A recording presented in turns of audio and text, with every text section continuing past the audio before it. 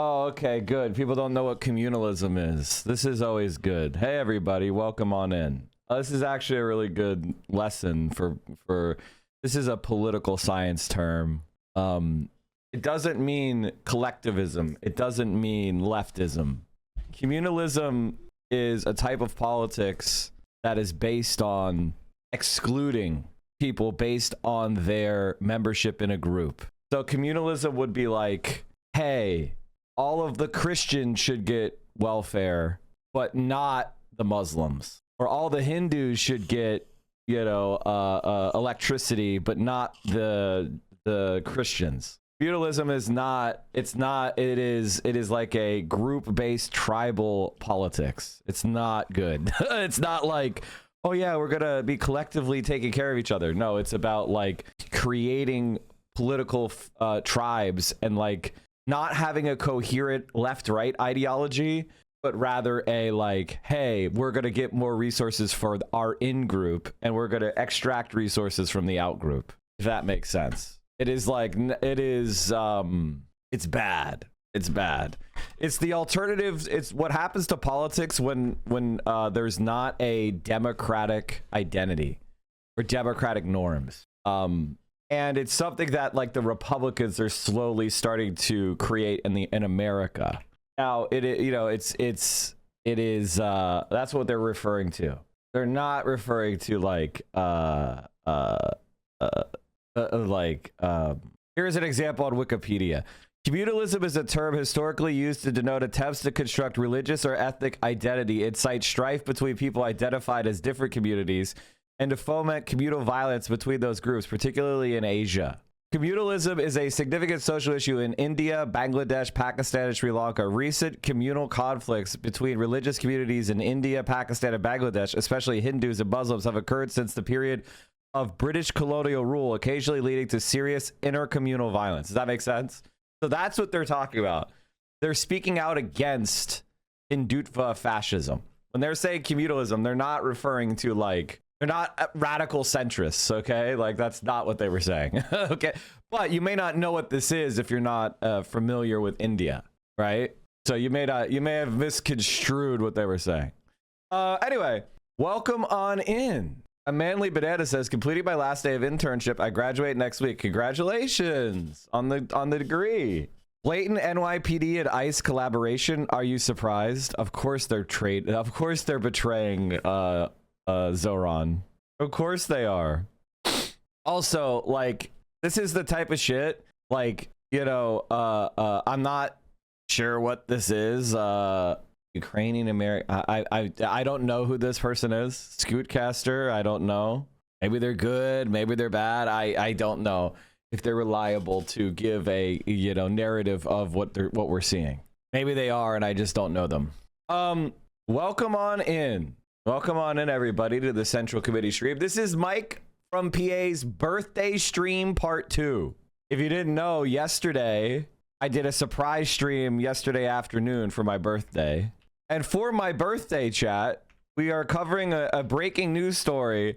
The Iranian military is claiming that a U.S. warship was struck by 2 missiles. Now, the CENTCOM is denying it, but they have a pattern and practice of denying shit, and then it turns out to be worse than we thought.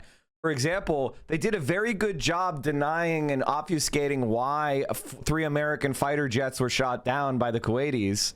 And they made it into this like, oh, those Kuwaitis, they're dumb Arabs. That's what they said, right? That was their implication.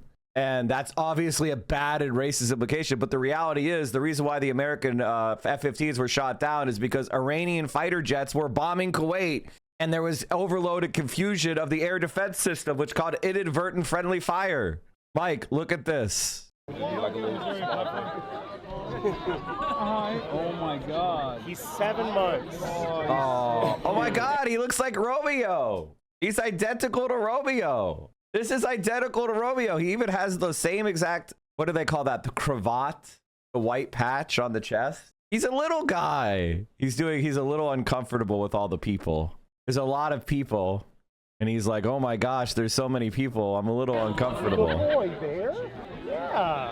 You'll come up to me, There you go. He's relaxing. He's relaxing. Play date. He's relaxing. Dude, This is literally Romeo. This is literally Romeo. Like identical.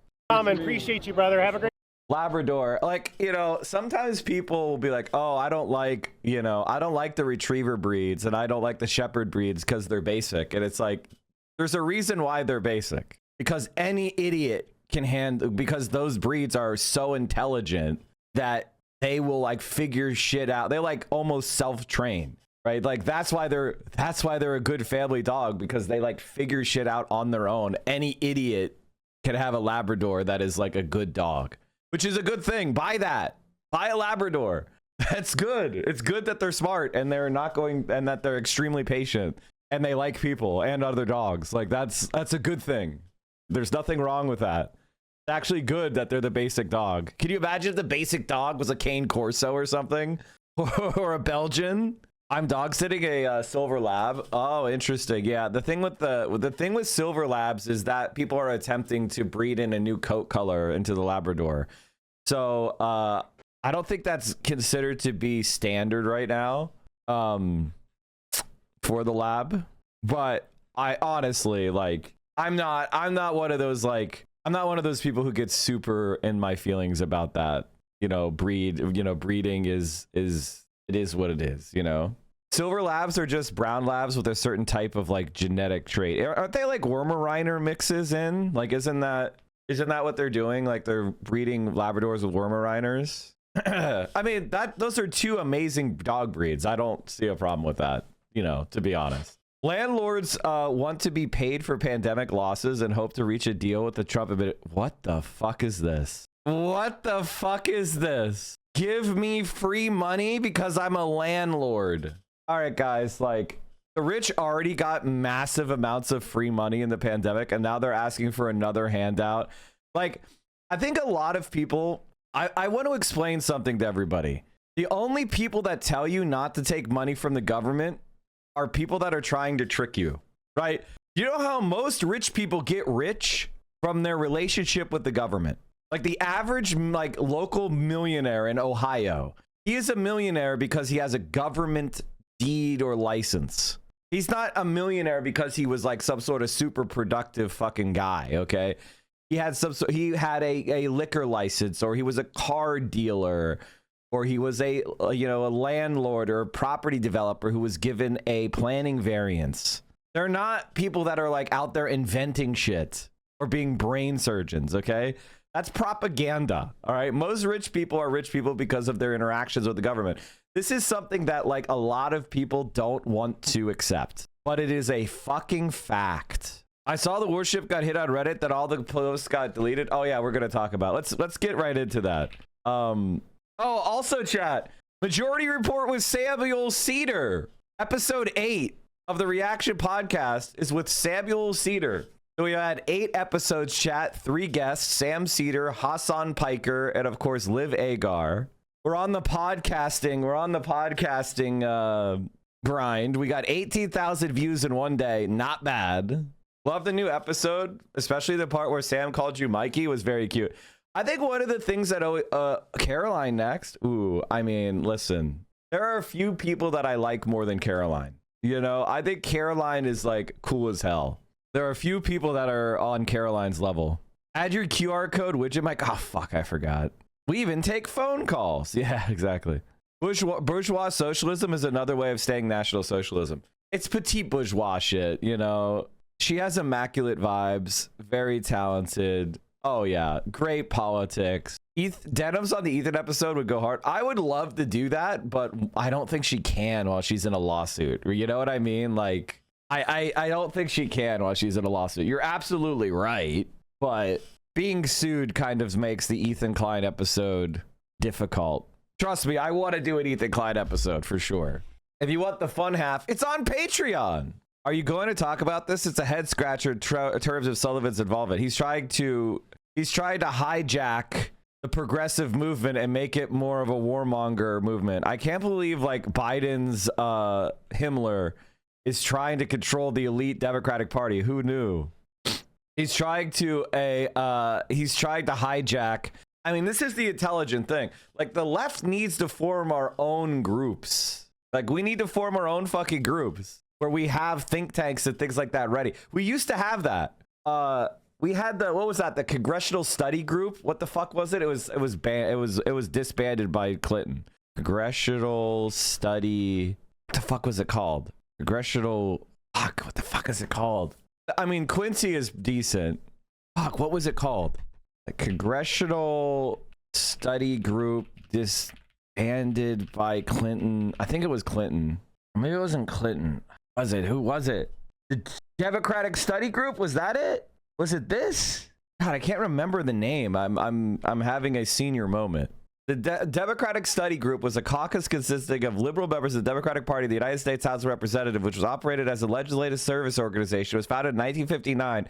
Was active until 94. It was founded as a liberal counterpoint to the influence of SEDER conservatives and Southern Democrats and played a critical role in passing liberal legislation in spite of the opposition of the conservative coalition during the late 50s and 60s. After the 70s, its role focused on legislative service, whose principal activity was to disseminate detailed written materials to members of the House about upcoming legislation on policy issues. Like, this is like what needs to be we need to like start this shit again. Like this type, we need to have a progressive study group and hire a bunch of like socialist nerds. This is something that I want to restart. Chat. Okay, I have a question for you.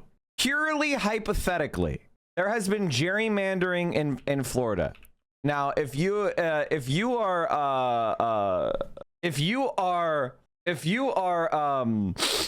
a long-term fan of this stream, you may have been aware that we were supporting Oliver Larkin. I believe he was running in new proposed District 25 against Jared Moskowitz. Now, everything has been thrown into disarray, and the new district, I think it's District 25, is R+10 district. And hypothetically, what if Oliver Larkin ran in the brand new 24th congressional district? Or maybe it's not. What is the new district? I think. Hold on. Solidifying Florida's new congressional map any day now. Those map changes leading to big changes for voters right here. What is Trump's? I'm pretty sure. Okay, where's Mar-a-Lago? Is it the 23rd? Where?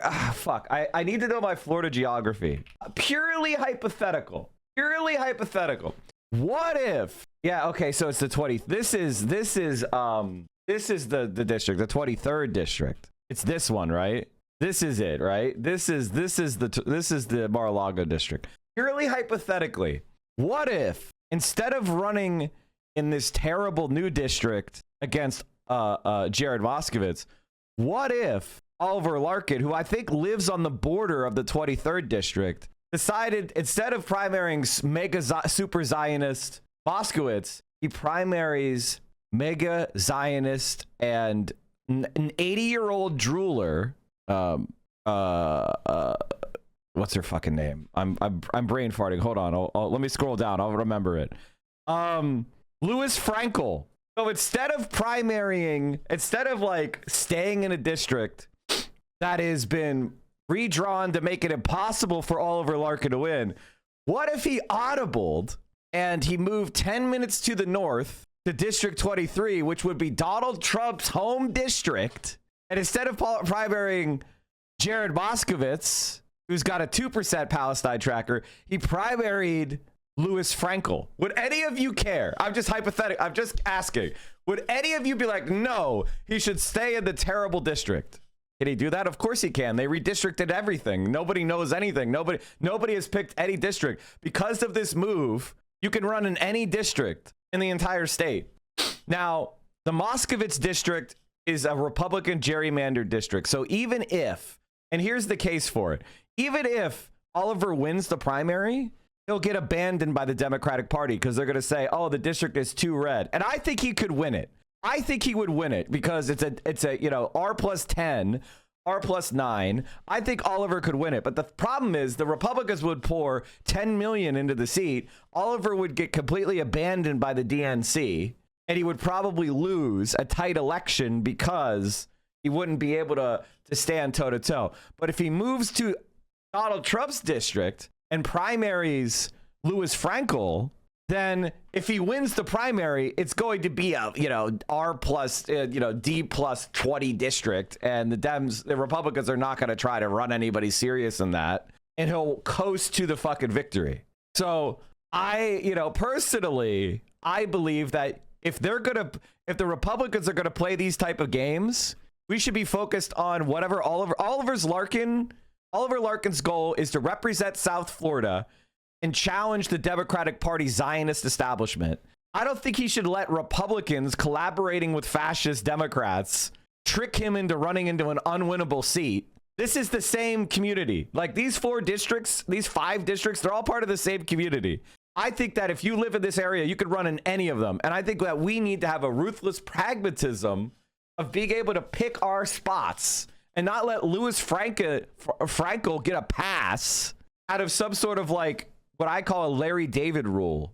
I think for me, I say Oliver Larkin challenge Louis Frankel. And here's the good part, chat. It looks like the establishment Democrats are not going to primary each other. So like Debbie Wasserman Schultz and Jared Moskowitz might primary each other in the 25th district. They might stay in the 25th district and leave Louis Frankel unchallenged, which would be very convenient because then Oliver Larkin could slip in, and Louis Frankel is old as fuck. Lois Frankel. Sorry, did I say Louis Frankel? Lois Frankel. Lois Frankel. It would be fucking... And then the best part is it would raise a bunch of money from libs because it is Donald Trump's home district. This is where Mar-a-Lago is. So you could be like, you could raise money off of Donald Trump needs a new generation of politicians because Lois Frankel is fucking old. She's like 90 years old and she's a mega Zionist, which means she votes with Trump a lot. She sucks. Oh, fuck. Oh, I'm in the Senate side. I was like, what the fuck? There she is. Look, she's only got a 50% left score. Why do we have somebody that conservative in a district that blue? That's crazy. She's for the war in Iran. Absolutely batshit. I think that he should proudly primary the fuck. She doesn't even sponsor raising the minimum wage? That's crazy. That's fucking crazy. Now, she does support Medicare for all for some reason, but she's against college for all. She's against blocking the bombs, the ultra-millionaire tax, recognizing the Palestinian genocide. Get her out. Get her out. Is this the new map? Yes, this is the new map. Nobody's running in any district. Nobody would be running. His district would be District 25. They got renumbered as well. Sorry for the confusion, but basically his district, I believe Oliver would be running in District 25, which R+9. Right? He lives right on the border. He lives like right here, I think. I think his apartment or his house is somewhere around like here. They like districted him just into this shitty district. And they left Frankel, and this is the Mar-a-Lago district. I can see the vision, but that's a lot of... What are you talking about? There's no pivoting.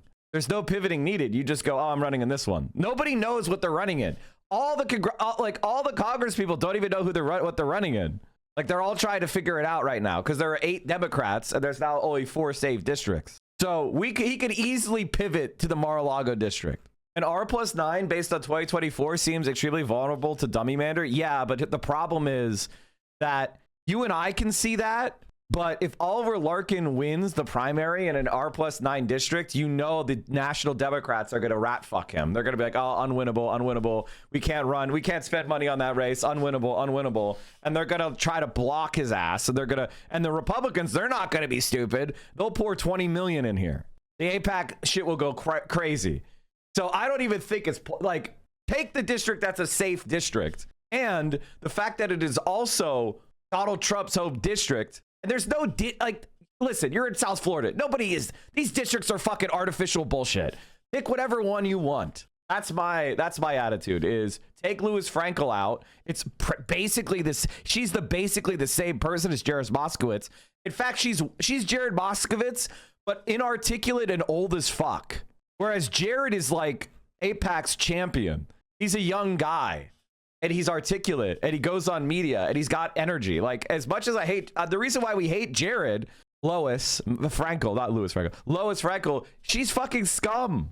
And so, like, the reason why we're going against Jared is because, like, yeah, of course we'll go against Jared, but, like, Lois Frankel is the same candidate, except now she's in a safe district. a safe blue district, that's Trump's district, this would be the ideal place, in my opinion, for Oliver to run. I don't want Oliver to run in these fucking loser districts. Why? Like, guys, they're being Machiavellian. It's time we get our own left ruthlessness. If he has to move 5 minutes, he had to get a new apartment 5 miles to the north. Who gives a shit? Do that. That's insane not to do. It's stupid to fall for the Republic. Like, the Republicans gerrymander you into a district to make it unwinnable. Fuck that shit. They're trying to fuck Abdul. I know. I already responded to this, guys. I already debunked this. These polls are over 4 months old. Total garbage. You guys are hacks. Yeah, don't worry. I already saw this propaganda. And lying like this is how you trick people. This is how you trick people with dumb shit. If you go to the actual thing, I have a superpower. I actually go to the thing. You'll see that there's been no polls since January 25th where Abdul was tied. They're relying on a poll from last year, when he had no name recognition. Mike Rogers just ran for Michigan and lost. He's coming off of he ran for Senate against Alyssa Slotkin. He just ran.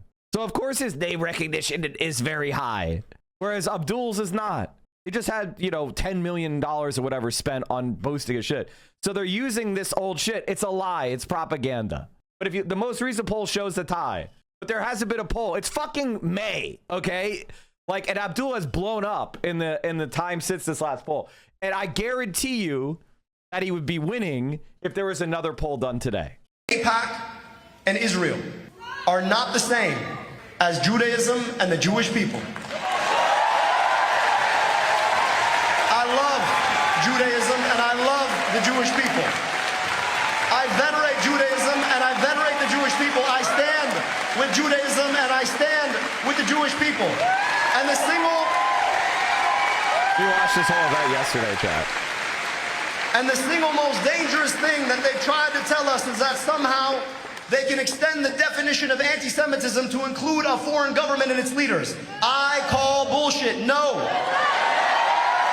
No. If you believe that anti-Semitism extends to include a foreign government and AIPAC, you are creating a dangerous circumstance. So it is important for us to recognize that we love Judaism and the Jewish people because we love people. And we love Palestinians and their rights because we love people. And we love that our tax dollars get spent here, on schools here, and healthcare here, because we love people. You cannot claim that human rights end at a border. You cannot claim that you want to invest in our kids when you send our money abroad to kill other people's kids. You cannot claim it. And I think that's pretty much everyone who's normal, right? I think most people, I think everybody who's normal would say the same thing. Now, I personally, my feeling toward religion is that the moment you start using your religion to argue for a political outcome where you are hurting other people, that's insane. That's insane. Now claims that that country's Navy has prevented the U.S. military and U.S. military ships from entering the Strait of Hormuz. This is just as President Trump, as I mentioned, says that American forces will begin guiding ships through that very same strait. A note here, a U.S. official tells CNN that guiding is not the same thing as escorting, as has long been discussed and not implemented, which, yes, raises a whole host of questions about how this actually works now. And so far, shipping data shows almost no traffic is moving there still. On this announcement from Trump, Iran responded by publishing a new map of the strait. The red lines that you see right there, those are the boundaries of the expanded zone that Iran now claims it controls, and warns that, well, the quote is, any foreign military force will be attacked if they try to approach or enter the key oil route. Overnight gas prices ticked up about a penny, but the national average, remember, we've been tracking over time, has jumped 35 cents in just a week to $4.46 a gallon. Let's go to CNN's Kevin Liptak. He's live this morning for us at the White House to start us off. What are you hearing about all this? There seems to be quite a bit happening as we speak. Right. And I'll start with some of those claims that we've seen in Iranian state media over the last hour. All right. CNN is kind of boring. Breaking news to bring you now. This is Iranian state media, the Fars news agency, being cited by Reuters, saying that according to the state media, that a US warship has turned back from the area of the Strait of Hormuz, and that according to Iran's Navy, it's prevented the entry of US warships into the Hormuz area, according to state television, going on to add that 2 missiles hit a US warship near Jask Island after it ignored Iranian warnings. Now, this is being reported by the Fars news agency. That's state media in Iran. I cannot, at this moment, independently verify that for you. But this is what we're hearing from the Iranians. We've not had any response as yet from the Americans or the White House or Donald Trump on Truth Social. I'm sure we will either get their version of events or a counterclaim in due course. But at the moment, at this time, Iran is claiming via state media, the Fars news agency, that 2 missiles have hit a US warship near Jask Island after that warship allegedly ignored Iranian warnings. It says, according to local sources, Fars news agency, the warship turned back from the area, and Iran's Navy is being cited as saying by state media that it's prevented the entry of warships in the Strait of Hormuz area. That's according to details being broadcast on state television. This comes, of course, as Donald Trump has said that the United States would look to undertake an operation that would ease the passage of the commercial vessels through the strait. If you look at this map we're showing you at the moment, the Strait of Hormuz is that kind of peak of the curve there between Oman and the coastline of Iran. On either side of those dots are the vessels that are at anchor. Donald Trump saying that 15,000 US troops will be utilized to enable the passage of these vessels. He claims that it's for humanitarian bases, although analysts and experts claim that there's perhaps a different rationale behind that. Let's bring in Sean Bell, who's just up taking a look at the map for us. And Sean, just what do we understand about all of this? This is, like I say, state media claiming, according to what I'm seeing, that they've prevented the entry of these warships and claiming that a US warship might have been hit by missiles. Yeah, just to situate, obviously we've got the Strait of Hormuz here, we've got the lack of traffic here because that's where the minefield alleges that therefore the traffic is all being pushed to the north. Jask is over here. It's actually a port that they've been developing potentially to get more oil out. It's not really Strait of Hormuz, but only just a bit earlier we've been hearing the Iranians turn around and say that they've actually defined the area of control. We haven't got a map up yet with that, but one of the left-hand edge was this island here down to Iran, and down to Oman, and the same over this side. So the reports, as you say at the moment, are that 2 missiles have alleged to have been struck an American warship. We haven't heard anything from the American side yet. When they say missiles rather than drones, that always gets my hackles going because it might be these anti-ship missiles. They could be quite serious. But we also understand from the Iranian statement that actually both these warships turned away. Well, that would imply that they weren't disabled, and therefore it could well be they're simply warning shots or something like that.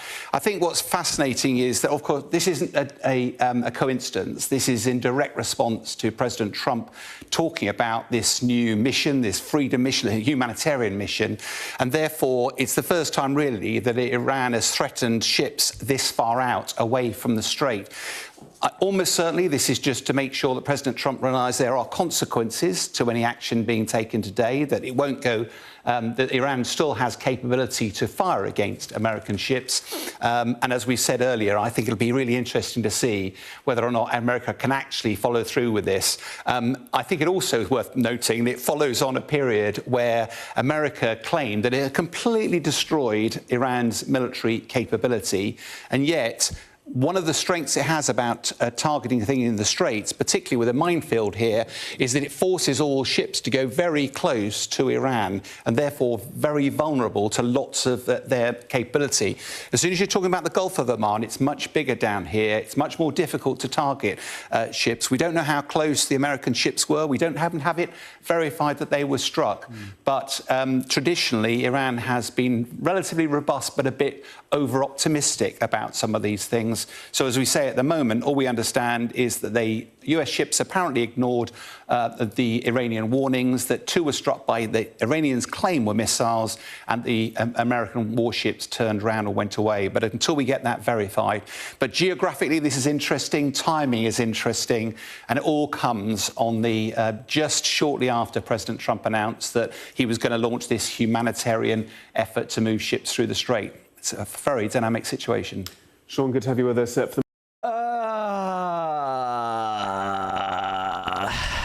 Joining us here in the studio, Alexander Hudishtano. He's a maritime security expert and a military and diplomacy analyst. And we have from Iran's I don't know.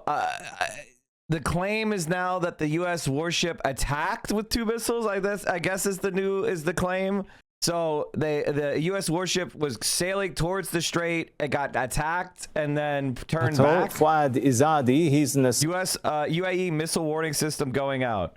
Another missile alert warning on our phones in Dubai, second today. Oil prices, Chad, are settling back at the place that they have been for a while, which is oil is now at $103 a barrel, Brent at 112, which is roughly, not the absolute peak, but getting there. They had a day where it was at 118, but we're now, we're really looking at oil prices near, some of the all-time highs. Oil doesn't stay at this level, and the assumptions around oil, they're starting to break down, because today is the day, and this is a really incredible story, which is today is the last day that oil from the Persian Gulf is coming to California. The last ship has arrived. And I don't know what to say. It's like last oil ship from Persian Gulf arrives. There it is. California braces for uncertainty as the last shipment of oil from the Persian Gulf arrives in Long Beach. That's the situation that we're in. These are future July prices. Yeah, typically we do look at 1 month in advance, or 2 months in advance, right? If we go to all of the oil prices, if we're looking at all of the curves, things are not looking good. Something to keep in mind, during the crisis of the 70s, everything crashed 6 months later after the blockade was lifting. Lifting the blockade now doesn't save us. Well, that's the other thing. It's I don't know about you guys, but we're in delusional land. We're in some sort of oh yeah, nothing matters. It'll be fine.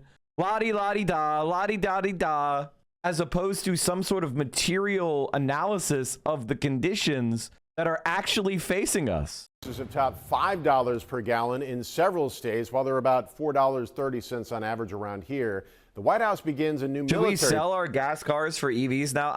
Personally, I am looking for an electric vehicle. I don't think that I want a gas car. I don't commute, right? So, the oil prices are not that impactful in my life. I drive very little. I drive less than a third of what the average American does. And it's mostly optional trips, right? It's not, it's not exactly, I'm not driving everywhere because I have to, right?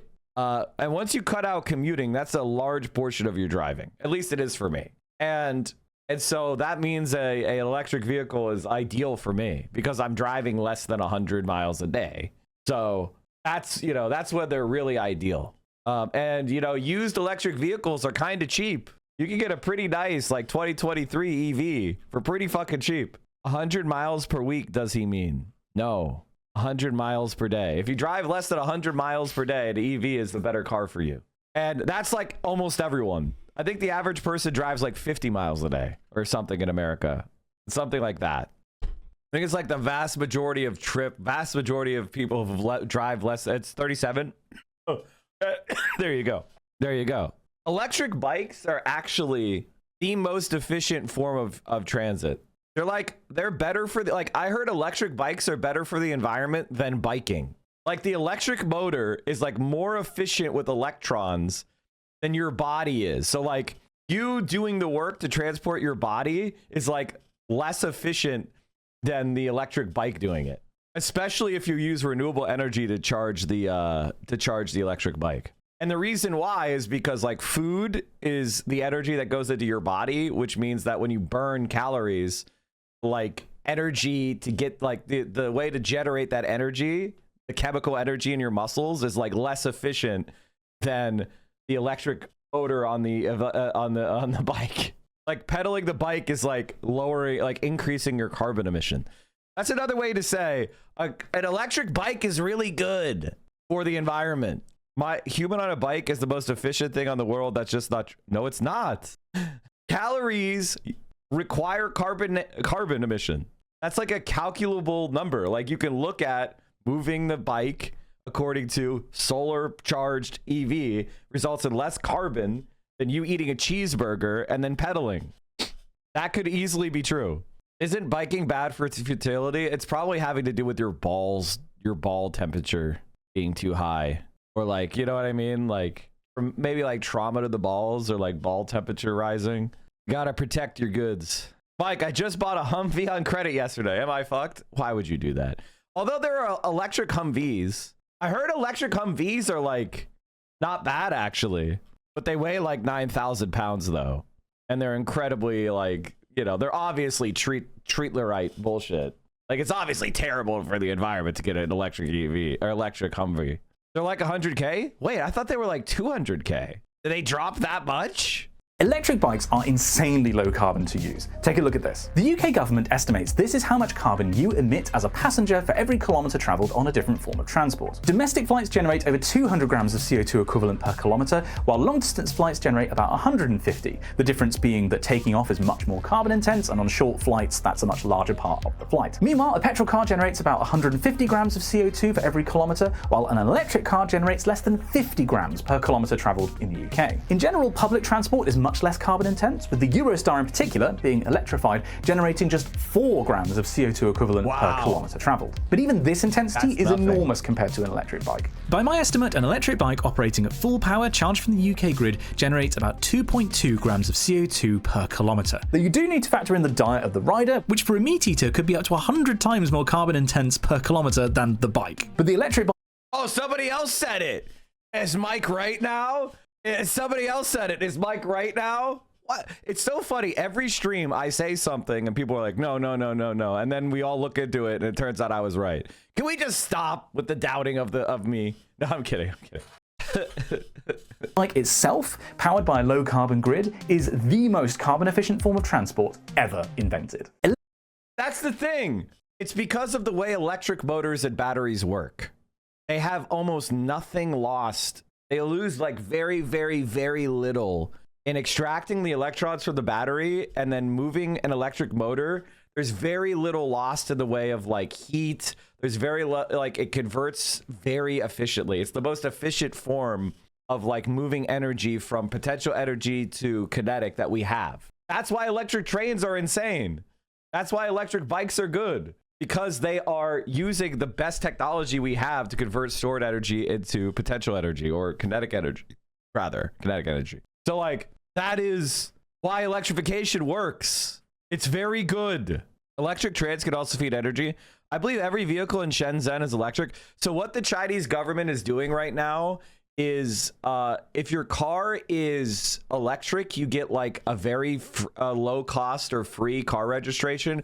But if your car is gas, you have to pay like 15 grand. So like the average person is like, yeah, fuck having a gas car.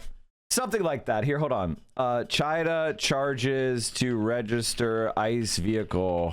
China extends its vehicle trade-in policy. Where is this article? Why did it lose? Why did I lose the article? What happened?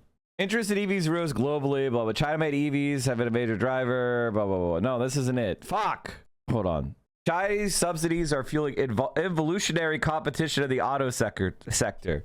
China's highly publicized auto subsidies may be contributing to price wars and entrenching involuntary competition within the industry. Or involutionary, excuse me, not involuntary, involutionary. So whenever they say involutionary, what they're talking about is the consumer has a lot of power and that companies are being forced to compete on price.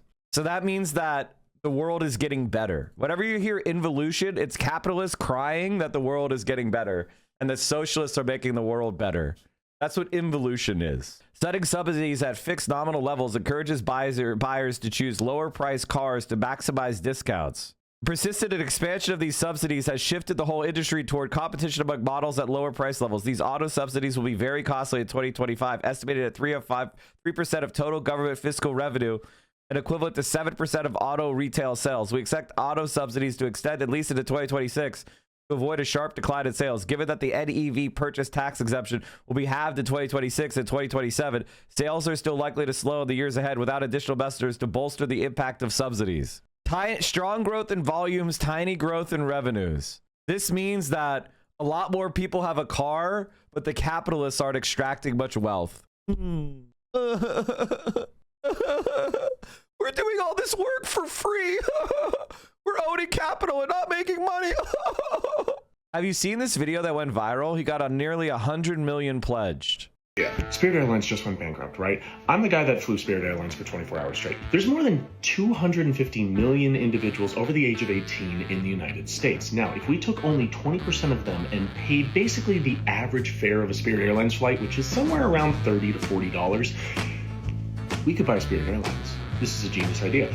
We nationalize Spirit Airlines, owned by the people. Airlines gone.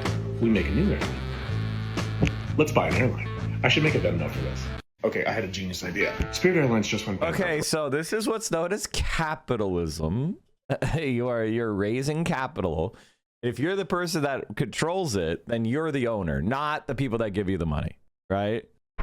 This is just the next generation of capitalism, man. Getting people to just gift you shit. This is the way to go. Be like, if I get a bunch of people to gift me $40, then I could become a multimillionaire. And the answer is, yeah, that's true. If you get a large number of people to gift you $40, then you're a multimillionaire. That's how this works. Yes. That's basically Twitch. Exactly. What do you say to the people that the Chinese housing market is not doing great? It depends on what you mean by not doing great. If you mean, does as many people as possible have really nice housing? The answer to that is yes. If you mean, are capitalists making return on their investment by seeing the housing prices skyrocketed so they profit from speculation, then no, the Chinese housing market is not doing great. I mean, listen, the economy kind of sucks worldwide. China is doing a lot of really good things, but capitalism is in crisis, as it always is. Like, that's really what's going on. In China, the crisis is people are able to support themselves and have high quality infrastructure, and they're not homeless. But they're not seeing the same level of like massive wealth expansion that they've seen over the last 30 years, right? They're growing at 5% instead of 10%. Whereas in the US, literally everything's falling apart. The way they frame the Chinese housing market, well, it's because, it's something that I tweeted over the weekend, which is to address that chatter, which is like, what is the point? What is the point of housing, right? Is housing to make money for real estate investors, or is it for you to fucking live in? Like what are we doing here? And like after Xi said this, housing prices in China went down.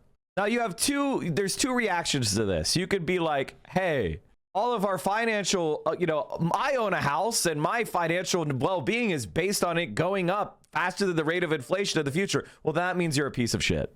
Because if housing is going up faster than the rate of inflation, that means less and less people are going to be able to afford it. That's what inflation means. If housing is going up less than the rate of inflation, that means that people own houses will lose money over time in their housing investment, which is good. That means housing is getting cheaper. I'll explain it to you by way of analogy. It would be like, I can't believe my profit in my flat screen TV is going down. I bought this plasma 1080p 10 years ago, and it's can you believe it? I'm losing money in my plasma TV investment. How many of you would be like, yay, that's such bullshit how you're losing money in your plasma TV investment? Or would you go, actually, it's a good thing that plasma TVs are getting cheaper? Can you imagine if people were like, oh, I bought this car and I'm losing money in my car investment. Boo-hoo, I'm crying. Oh, it's so unfair. I wish I was making money in my car investment. No, your car is an old beat up piece of shit. It should be going down in value over time. And houses are a depreciating asset just like a car.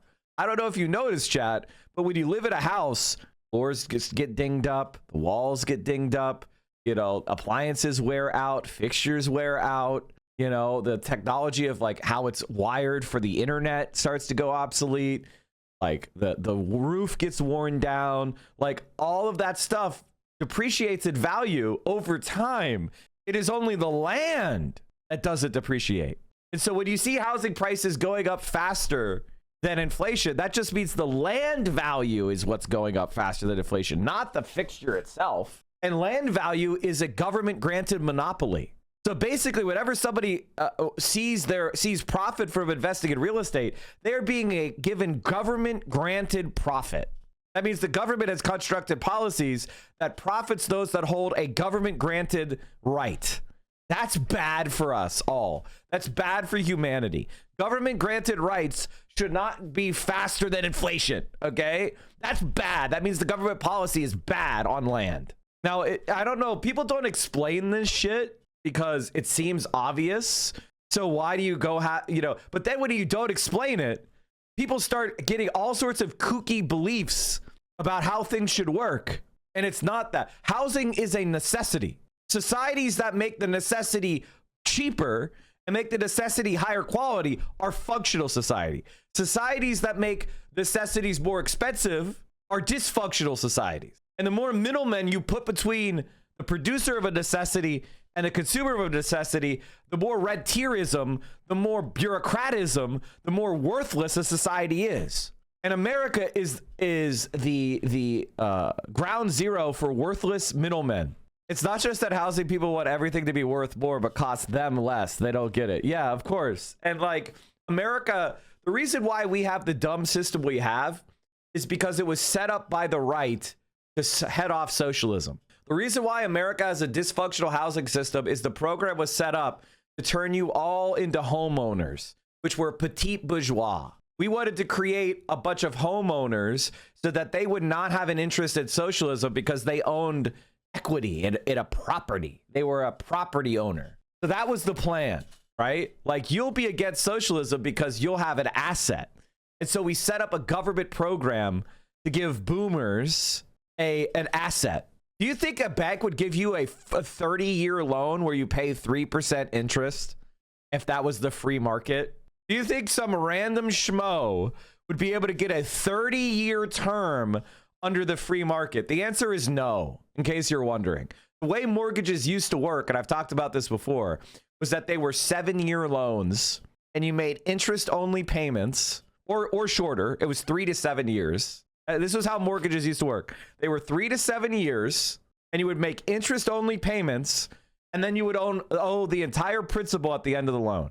That's how mortgages used to work. Now, if you're like, what? Well, you know what happened is a lot of people would, if the economy had like a recession, a lot of people would not be able to qualify for a new loan and they would go bankrupt and they would lose their house to the bank. And we had so many, we were having like fucking revolutions over this shit. It was like foreclosure rebellions, they're called.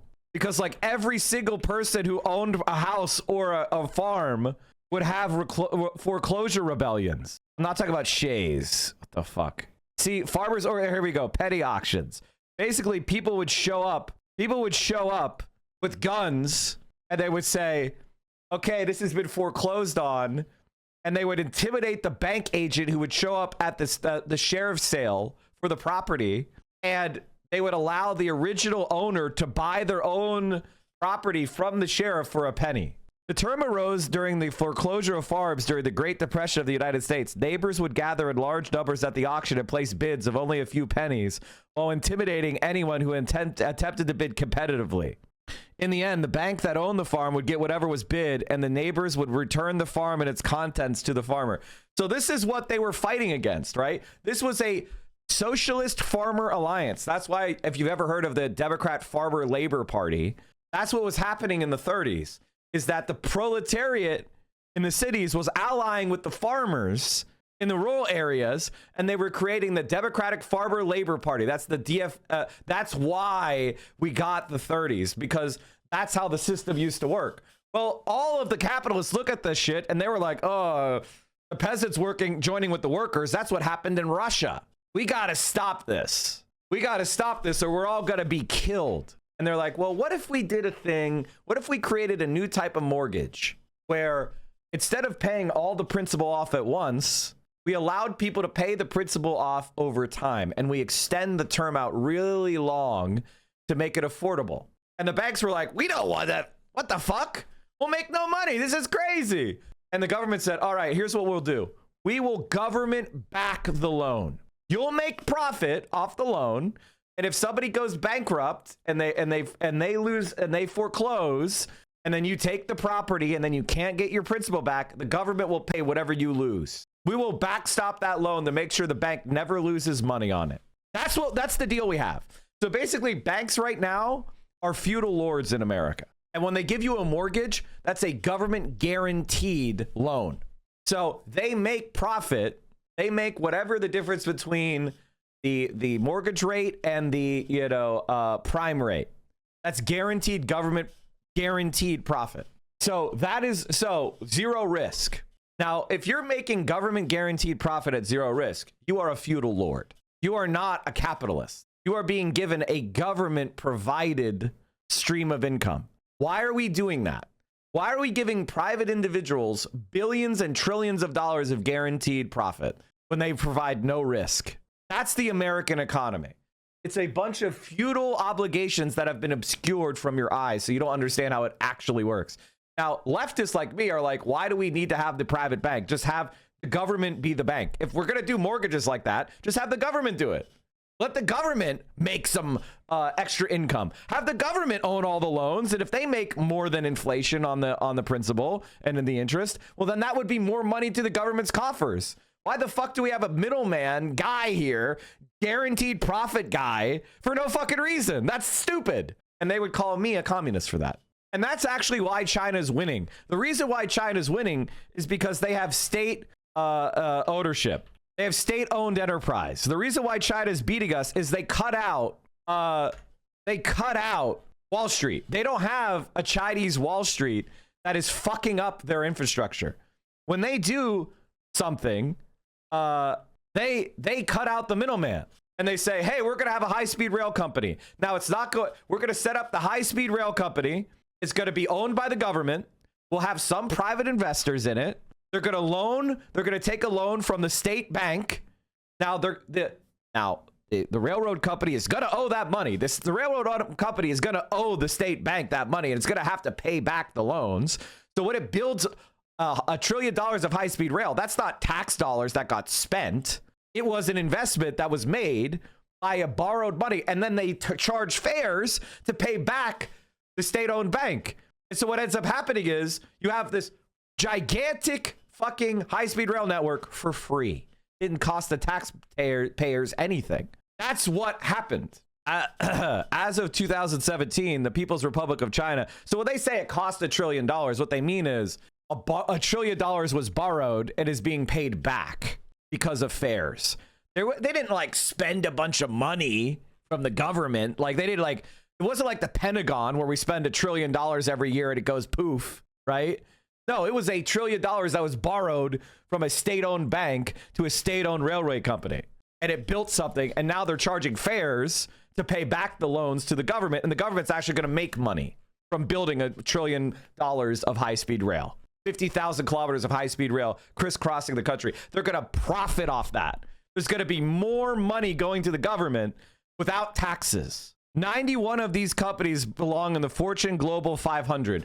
So of the 500 biggest companies, 91 of them are like that. The third largest company in the world is the State Electrical Grid of China. The State Grid of Corporation of China, commonly known as the State Grid, is a Chinese state-owned electric utility corporation. So in other words, the people own the electrical grid in China. That's why they're beating us. That's why they're winning, because they have said, hey, we need an electrical grid. We shouldn't leave that in private hands where they could exploit it for profit. We should have an electric grid because we understand that we need it to have a modern country. And it is a natural monopoly, meaning like you don't want to build 8 different sets of power lines to have electric companies compete. It's a natural monopoly. So it should be owned by the state to ensure that it doesn't act in a anti-competitive fashion and extract rent tier prices, but rather it should charge rates that are based on the actual costs of the electricity. State grid is one of the core central state-owned enterprises overseen by... So when people talk about the Chinese model, this is what they mean.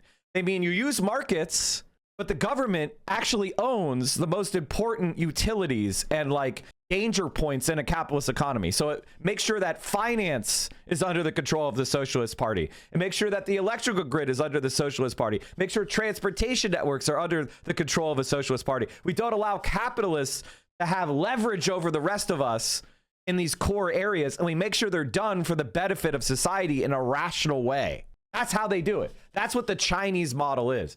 That's why it's better. According to Francis Fukuyama, we saw the quote yesterday. That's what he was talking about when he was saying that, you know, here, let me bring this up. I said this yesterday, Chad. If you missed the, I did a secret birthday stream yesterday. I think I retweeted it. I've been making fun of Barney Frank a lot on my Twitter chat. Where the fuck is it? I tweet too much. I tweet too fucking much. Oh, here it is. I think that the Chinese have created a pretty impressive system. It's quasi-market-based, and they are very successful at marshaling new technology. They're capable of innovating a lot of things we thought they weren't able to do. And conversely, democracy, especially American democracy, looks like it's falling apart. If I were somebody trying to move from a poor, misgoverned country somewhere else, I would have chosen the United States without question for most of the last several decades. But, you know, these days, I'm not sure that it's such an attractive model for many people.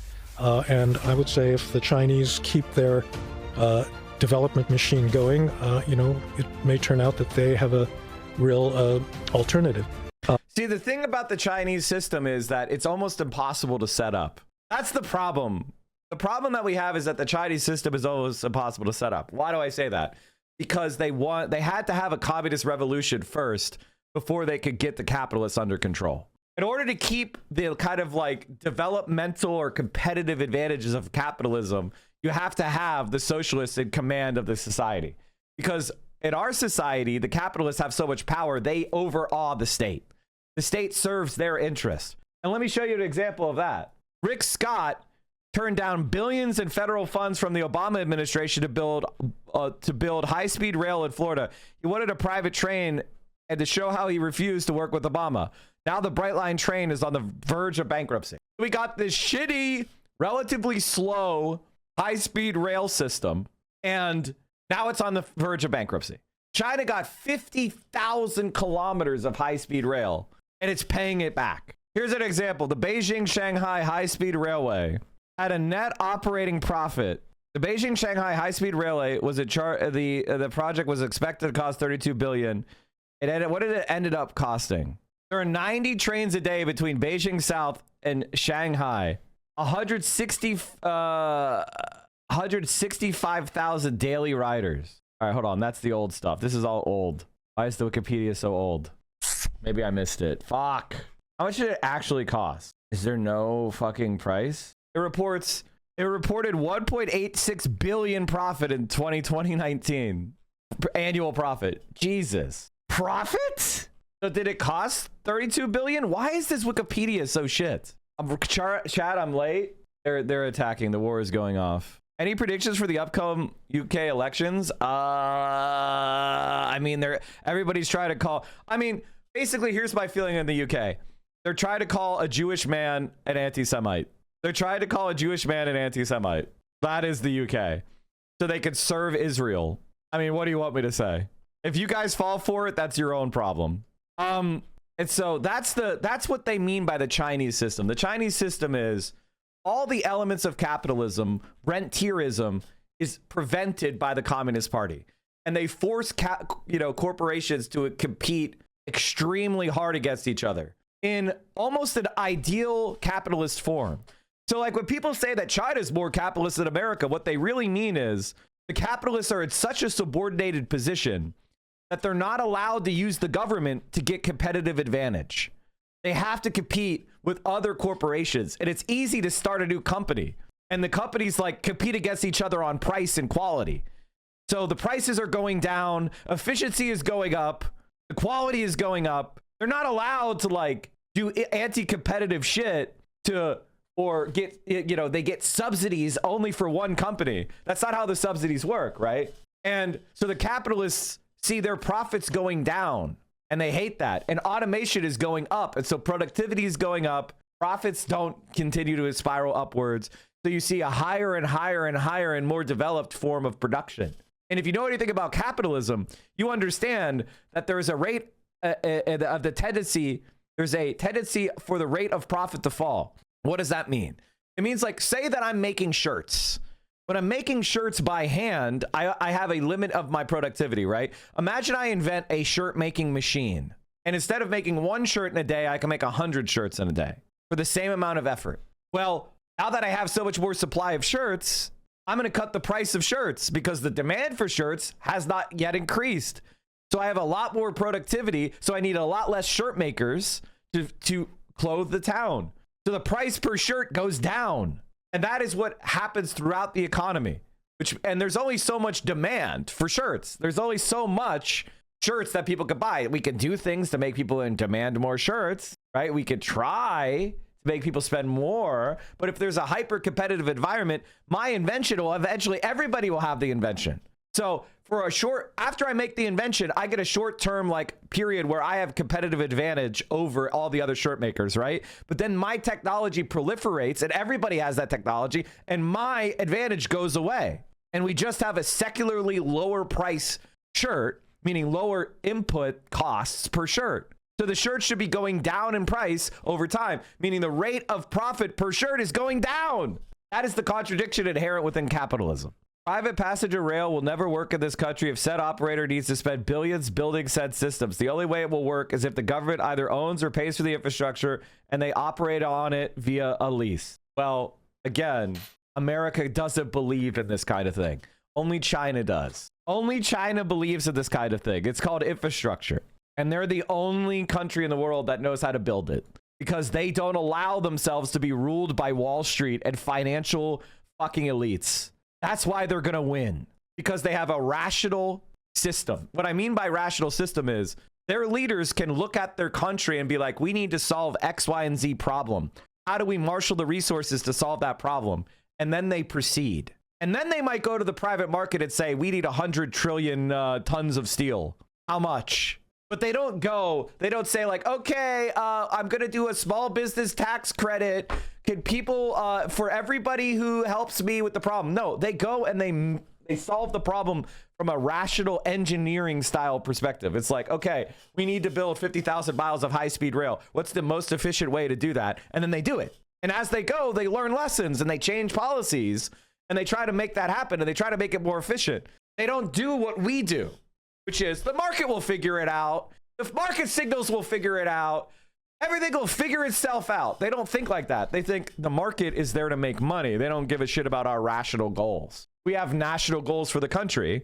How do we accomplish those goals? We don't care if a profit is being made.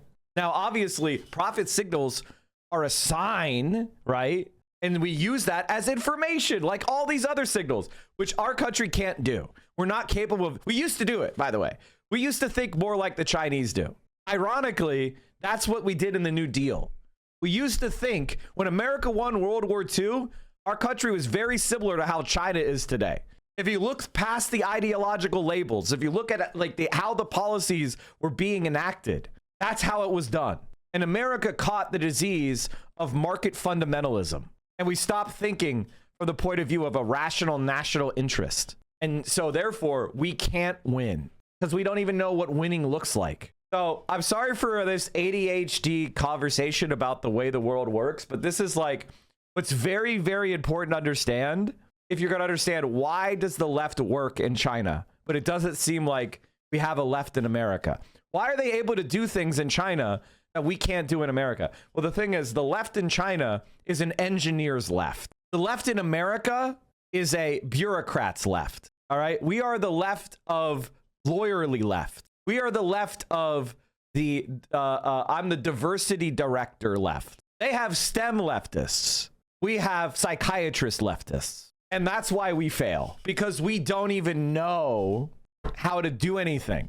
And I mean, I'm sorry, but that's just a description of reality. Okay. Like I am one of those people that's, unfortunately, I'm one of them. I went to law school. I was a politician. But what separates me from almost everybody else who's like me is I rejected them. I said, this is dumb shit. You guys are fucking idiots.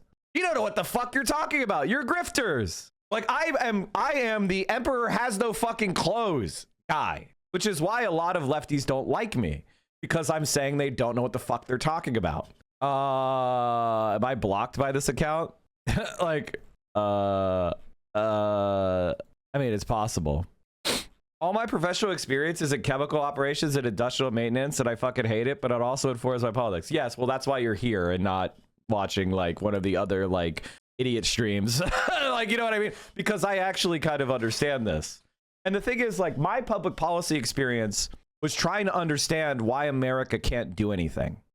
What, genuine question, what is the best response to the argument of more tax cuts and restrictions on corporations leads to less investment and capital proliferation in society? There are so many things I want to point to when answering, but it's the simplest way to get the point across without being wordy. When you cut taxes, you disincentivize investment because you are lower. Because imagine a company's balance sheet, right? When you cut taxes, like companies are not taxed on capital investment, right? Think about the balance sheet and where capital investment is. Capital investment lowers profit. So why would you want to lower a balance sheet profit? Because if you're taxed on it, then more of your, if you invest instead of keeping it as instead of reporting it as profit, that means that you control more assets. So by lowering taxes, you paradoxically disincentivize corporations from having assets. And the less assets and the less investment they make in things like R&D and capital, the less productive they will be. So by cutting taxes, you lower the rate of increase in productivity. Does that make sense? Cutting taxes actually paradoxically makes the markets less competitive. Higher taxes means that the corporations are more incentivized to focus on investment, because more productivity equals more volume equals more revenue equals more asset accumulation, which means the book value of the corporation goes up without paying taxes. So like there's different ways to become rich, right? You could become rich by having profits and then driving up the stock price by buying back the stock with the profits.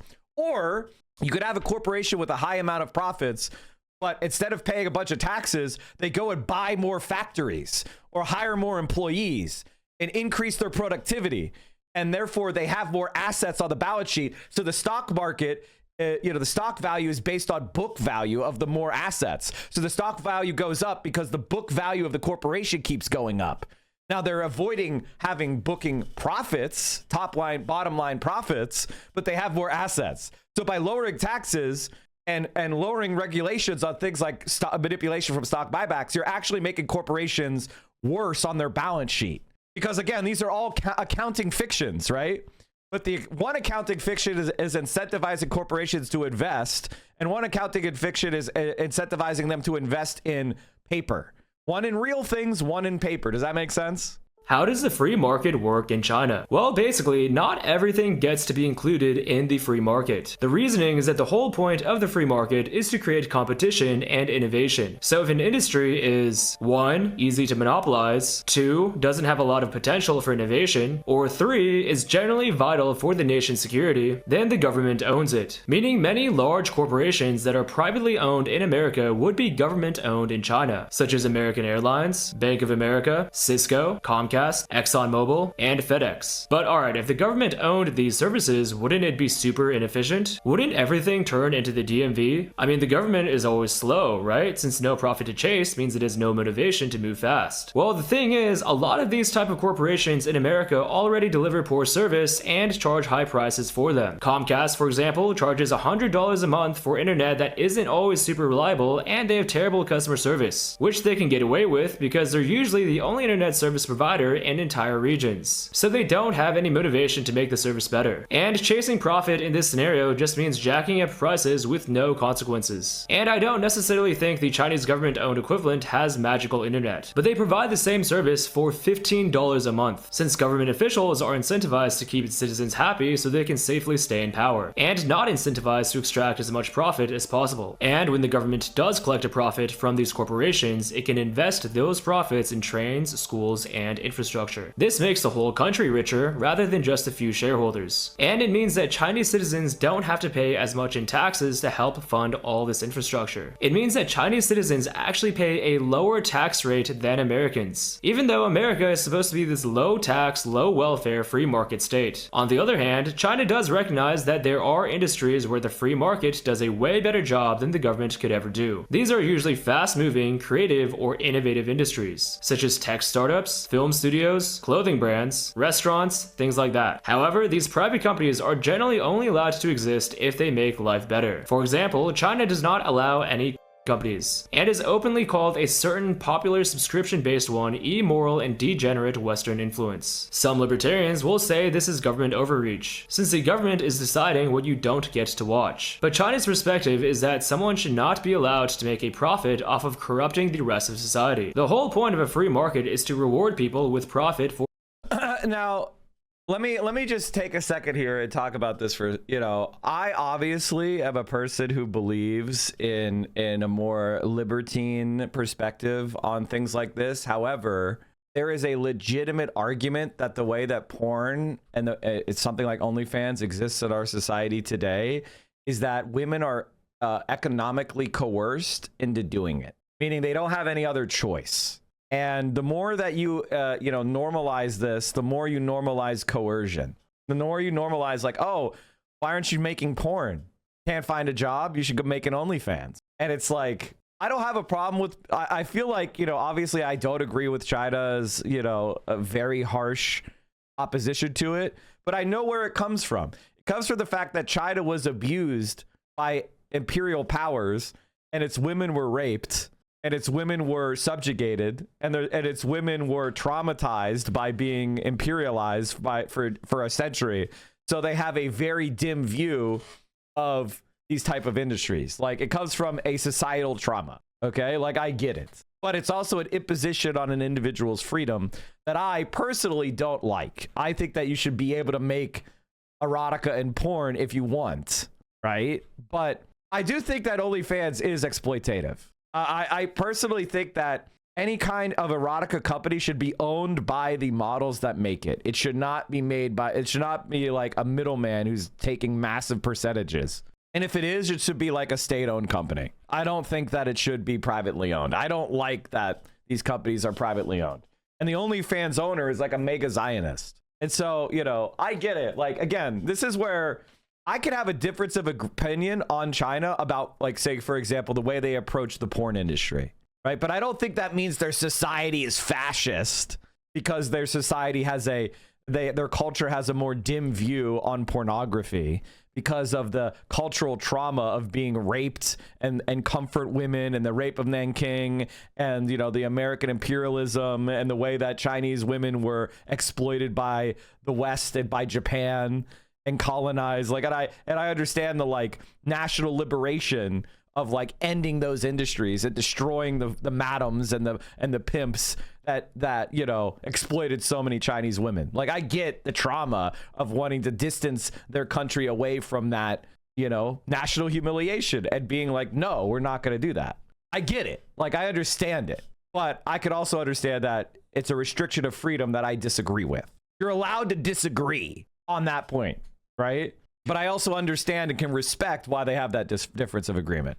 Or benefiting society. Of course, what counts as benefiting society depends on your personal values. China has their own values and takes a lot of pride in preserving its culture. It isn't willing to completely degrade its civilization for the sake of GDP growth or for the sake of total adherence and blind worship of free market principles. Now, the biggest irony of all is this. Because you can only really get rich by creating genuinely good things for the country, it means that the rich in communist China are actually not really hated like the rich are in capitalist America. And the Chinese government has explicitly openly said that they don't believe in hurting the rich to help the poor, as this would punish those who create good things for the country. However, when the rich in China try to do bad things, like trying to bribe officials, monopolize markets, or game the system with financial trickery, they get severely punished for it. So they do those bad things way less, and they aren't hated by the public. As an example, people don't really like the AI guys in America, but the DeepSeek founder isn't hated or seen as this evil dude who's trying to take over the world. He was celebrated as a national hero. He created a product that went toe-to-toe with the American giants, even though he had 20 times less financing, and he open sourced it. So when he flew back to his hometown, he was met with a hero's welcome, with hundreds of his fellow classmates, hometown friends, family, and neighbors chanting his name. Again, like, I think that the way you would look at like these LLM models is based on our system, right? And we all understand intuitively that the large language models are going to be used to hurt people, right? For the advantage of the capitalist class. They're not, whereas in China, they don't think that. They think, oh no, it'll make our lives better. Now, maybe they're wrong. Maybe they're being naive, right? But in America, I don't think we're wrong. I think we're very, very, very right. Guys, John Fetterman is absolutely the biggest piece of shit I've ever met. And I have a lot of competition, you know? I have a lot of competition. I've met people and taken them out to dinner, and then they've secretly conspired with the ADL and Dan Saltzman to get me labeled an anti-Semite. You know, like, imagine the fact that imagine like hanging out with someone and helping them out, and then they work to get you labeled a fucking anti-Semite. You know what I mean? Like, isn't that fucking crazy? And then they whine and cry about it, for, you know, instead of just quitting. But it's all right. Everybody will know. I gave them another 6-month opportunity to get their shit together, but unfortunately, they decided they were going to try to harass Vio again. That was a mistake. We're going to have to go to round 2.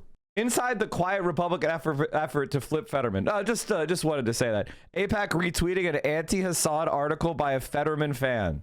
I'm a conservative. I want a lot more John Fettermans. You don't say. For all the legacy media's obsessive warnings about the far-right extremist Nick Fuentes, that has showed far less interest in confronting a dangerous left-wing counterpart, Hassad Piker. It's so funny because if you wanted an honest-to-God, I'd say Hassad is closer to the left's Charlie Kirk than he is Nick Fuentes, right? I think the better analogy for Hassad is Charlie Kirk, not Nick Fuentes. And the thing is, the Democratic Party is more hostile to its own Charlie Kirk than the Republicans are. The Republicans are like, oh my God, somebody's trying to create a popular, populist right movement that will like help the party and help the conservative wing of the party thrive. They're all over that. Whereas with the Democrats, oh, there's a really popular like Democratic socialist who's trying to help the left of the party thrive. We've got to call him an anti-Semite. We've got to destroy his reputation. We've got to attack him in all of our organs. That's the difference. The only person carrying the flame is Hassad Piker. Charlie Kirk is doing the anti-Semitism of the right. Well, like, I mean, Charlie Kirk was an absolute fucking conservative bigot dipshit, but he was embraced by the Republican establishment. He's not Nick Fuentes. You know, the Nick Fuentes of the left doesn't exist. There isn't a Nick Fuentes of the left. Okay? Like, there isn't. Not even me. Right? Like, I am not a Nick Fuentes style person on the left. I don't encourage hate. I don't encourage violence. Right? Vadim Podata is not on the left. Vadim Podata is just a nihilist. He's not on the left-right spectrum. He doesn't have a politics. He's just a nihilist. He's trying to profit from the drama. He knows the left-wing arguments, but he's there to profit from it personally. It's not part of a political. He's not on the political spectrum. He is a nihilist. He knows how to manipulate people that think they're talking about politics into giving him money, but it's not about politics. It's just about his personal profit and having fun and doing damage for, you know, personal. It's like a misanthropic black pill. That's really BE. What's bad about Vadim Podata? I just explained it. Vadim Podata is not on the left. He's not part of the political left. He is a nihilist who's about making money. He knows some of the arguments that left-wingers might believe, but he's not doing it for the purpose of advancing any kind of like agenda. Would you tag Nick as a nihilist? No, I think Nick is more interested in politics than BE. I think Nick Fuentes is more interested in like accomplishing political outcomes than Vadim Podata. So I would say that like Nick Fuentes is again more of a like politically relevant. It's somebody like Bad Empanada. The U.S. bond market is in serious trouble as new reports emerge of Iranian drone attacks on the UAE's energy infrastructure. Yields are surging. All right, let's get to the war, because the war is like going out of control. Apparently, there was just another strike on UAE oil production. And we'll talk about the Flip Fetterman thing, but I want to talk more about the, you know, the horrible war that's starting to spiral out of control again. Anyway, long story short. Plan to unclog the Strait of Hormuz to help oil tankers safely exit the Persian Gulf. Brent crude is Ronald surging. Maurice is tracking these developments my God. in the war with Iran, live from ABC's New York bureau. Good morning, Lionel.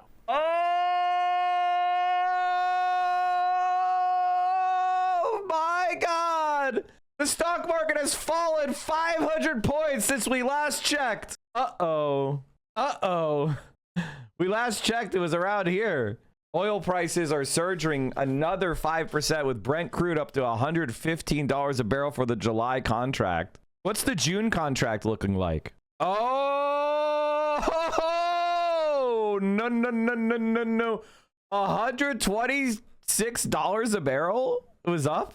What are we at today? Oh, this is April 30th. No, I need today's. Is there a live spot?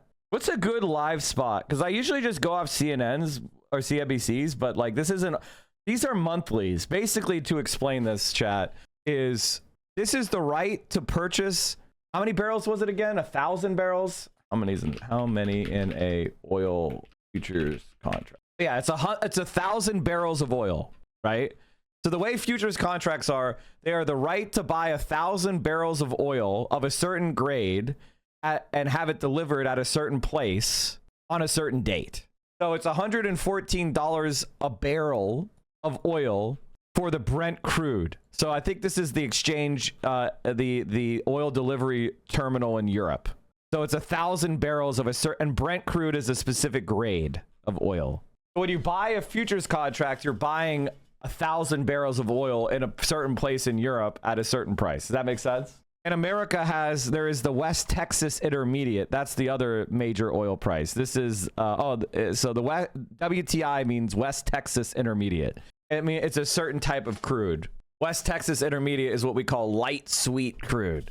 Light sweet meaning it doesn't have a lot of sulfur. Now, there are a bunch of different types of oil that you can buy. This is for today. This is for July. This is the June contract. Do they have Brent? Okay, beautiful. Thank you.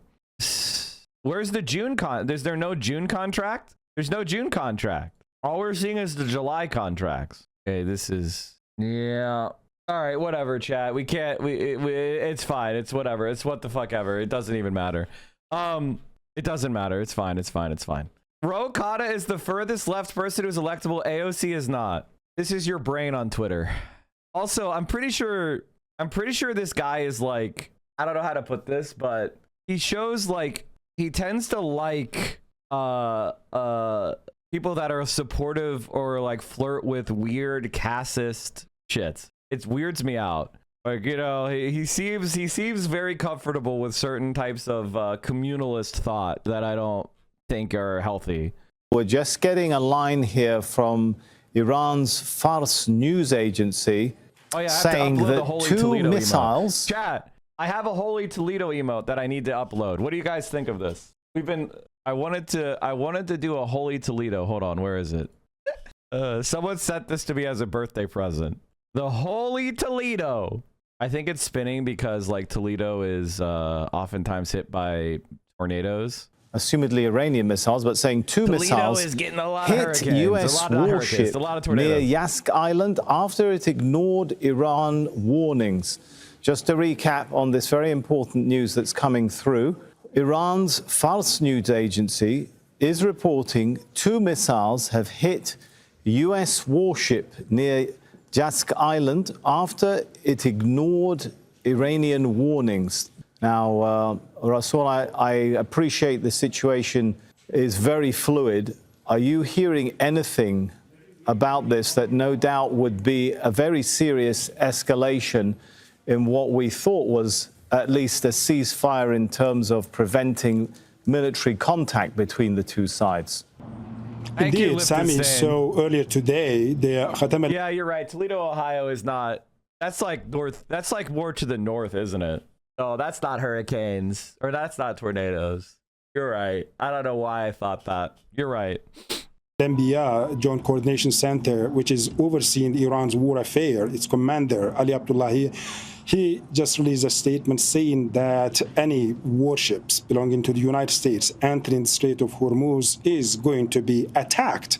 So that was quite clear. There was not softening in the language. It was not a diplomatic term. No vague words. Simply, they said that they are going to attack. And now that is happening. So the public relations office of the army, Iranian army, saying that with a firm and swift warning from the Navy of the Islamic Republic of Iran, the entry of American Zionist enemy destroyers into the Strait of Hormuz was prevented. And then the Fars News Agency saying that 2 missiles hit the U.S. warship near Jask Island after it ignored Iran's warning. So that is the escalation. So practically, after the ceasefire was announced, this is the first military direct engagement. And of course, that does not mean that the ceasefire is now collapsed.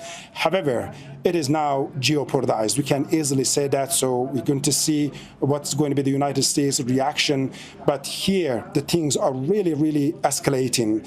And Iranians have been saying that, particularly regarding their proposals, that now there is a new proposal in Tehran and they are reviewing it.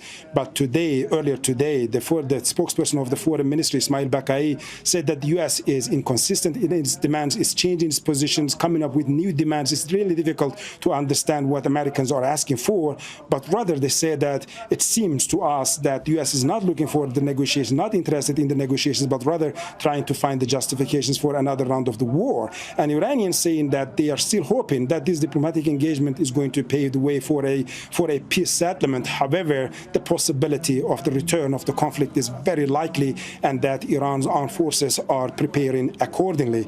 And so that now the Fars News Agency, which is associated with Iran's Revolutionary Guards, saying that the 2 missiles hit a warship, an American warship near Jask Island after it ignored Iranian warnings. This is quite something new. So the ceasefire is not collapsed officially. However, we can easily say that it is jeopardized. It's a very, very delicate situation now here, Sami. No doubt, Rasul, and I'm sure we'll be coming back to you to get more updates on that. That's Rasul Sardar from the Iranian capital in Tehran. He sounds like Saladin from Kingdom of Heaven. Well, Saladin was a Kurd. I'm so disappointed in other countries that are not stepping up to stop the continuation of the genocide. Melanie, at this point, are you surprised? Like, the West has always been this way. New reports of Iranian missile launches from Iran towards the Persian Gulf, and we are seeing stocks declining and crude oil going much higher as the UAE says it intercepted cruise missiles launched from Iran. UAE says it's under attack from Iranian missiles and drones despite ceasefire. Guys, I think the ceasefire might be over. The UAE said Monday that Iran launched missile and drone attacks against the country, putting at risk the already shaky ceasefire between the United States and Tehran. The White House did not immediately respond when asked about the reported attacks, which led the UAE to activate its missile alert system for the first time since the ceasefire began on April 8th. Stock market fell, oil prices rose. The UAE's air defenses are currently dealing with missile attacks and incoming drones from Iran. Now, I don't know if you guys know this, but Israel imported a large shipment of weapons late last week.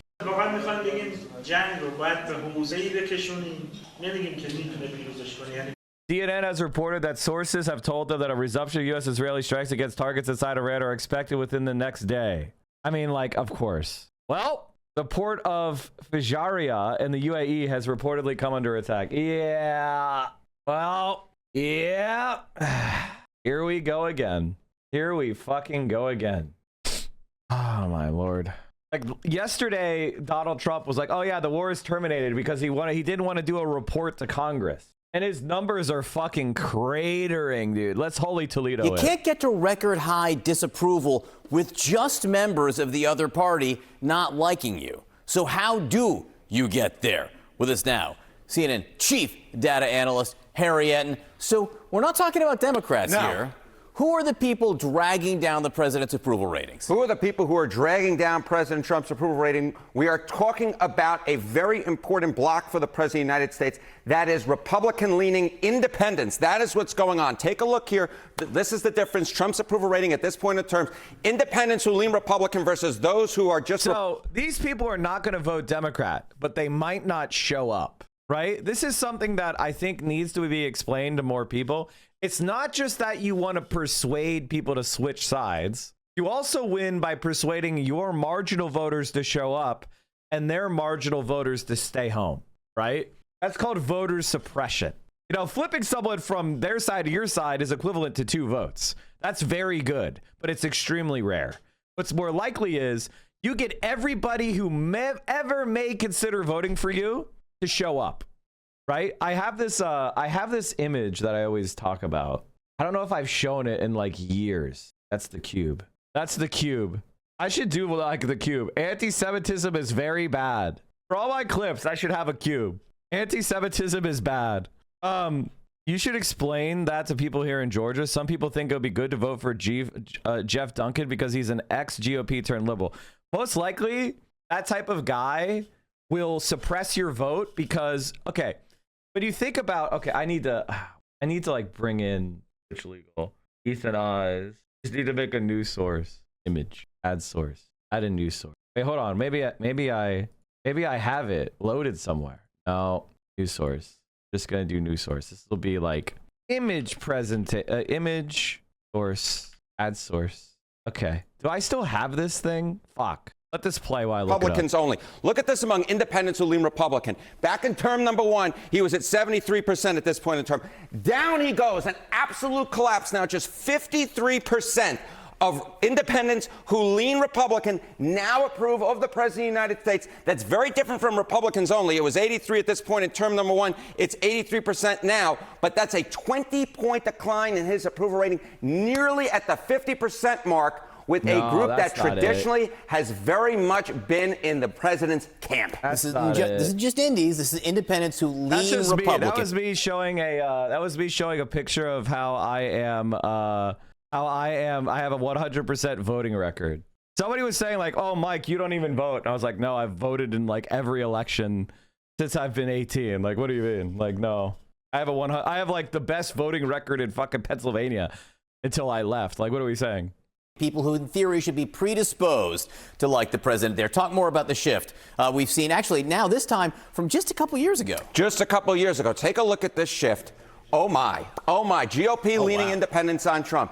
In the 2024 election versus Kamala Harris, he got 91% of that vote, nearly 100, near uniformity on that one. But down he goes, down into the deep blue sea, now at 53% on the job approval rating. John, I'm not that good at math, but I believe that Okay, so basically, this is what I'm trying to explain to people. In elections, in politics, there are 5 different categories of voters, okay? 5 different categories of voters. And you create these 5 categories of voters by, this is the socialist font.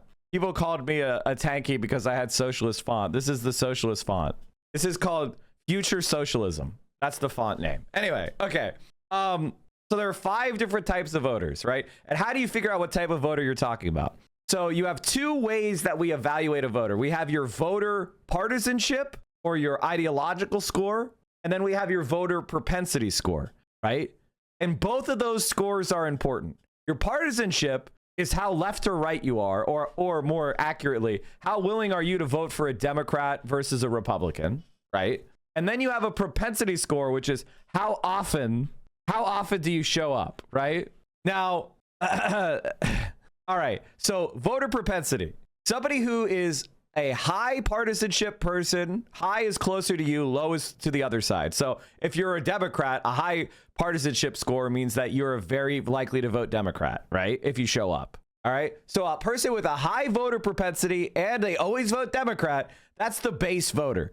Those are the type of the people that will show up and vote Democrat, whether it's Mickey Mouse or, Hassan Piker. All right. They don't care. They're showing up. They're voting Democrat. They don't give a fuck who it is. They would vote for Joe Biden and they'd vote for Bernie Sanders. Just give them a Democrat to vote for, and they're showing up and they're voting for a Democrat. That's why we run in Democratic primaries. We want those people because they're free votes. And to win elections, you need to do what?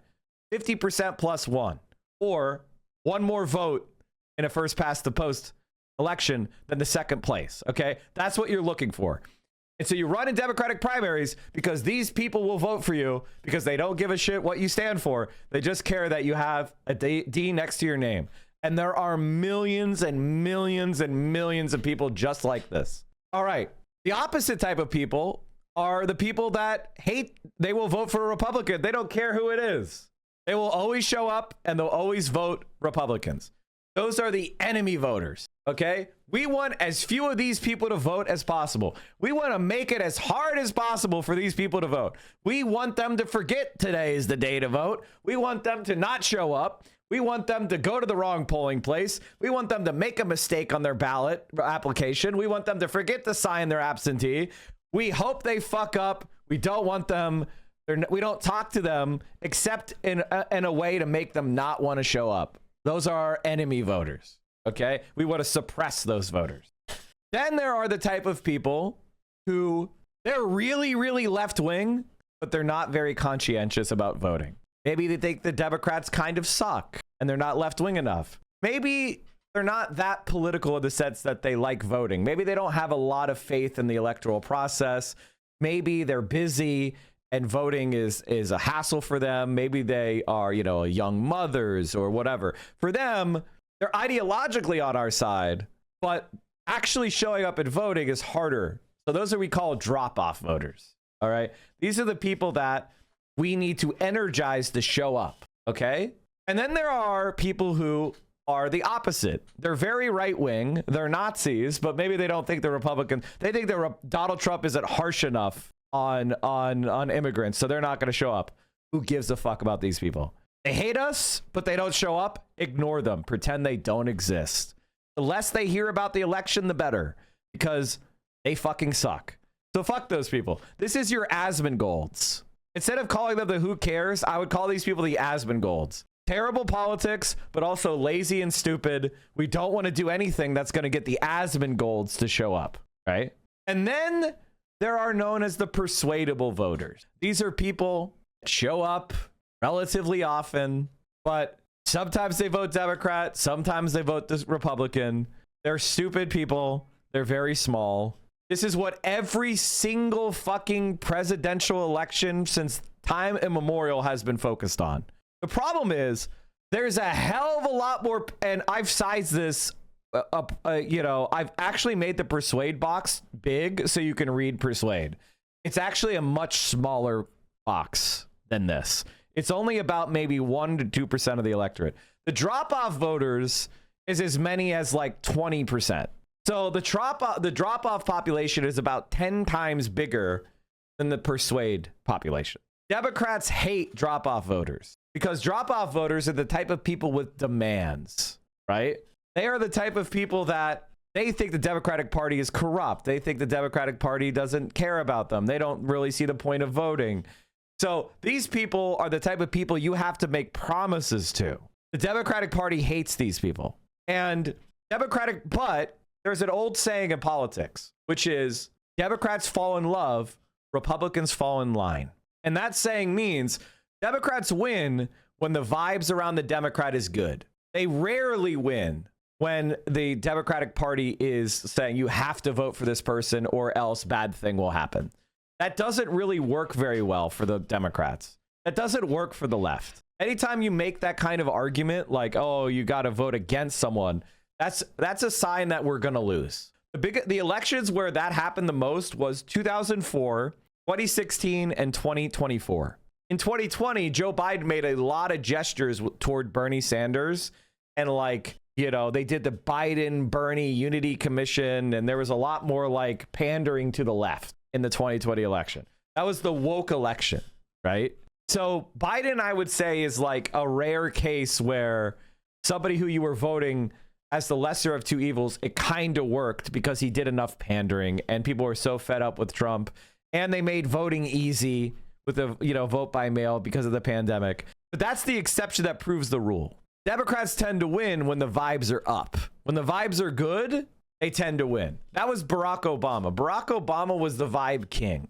Bill Clinton, say what you will, he had pretty good vibes in 92. And in 96, the Republicans ran a corpse.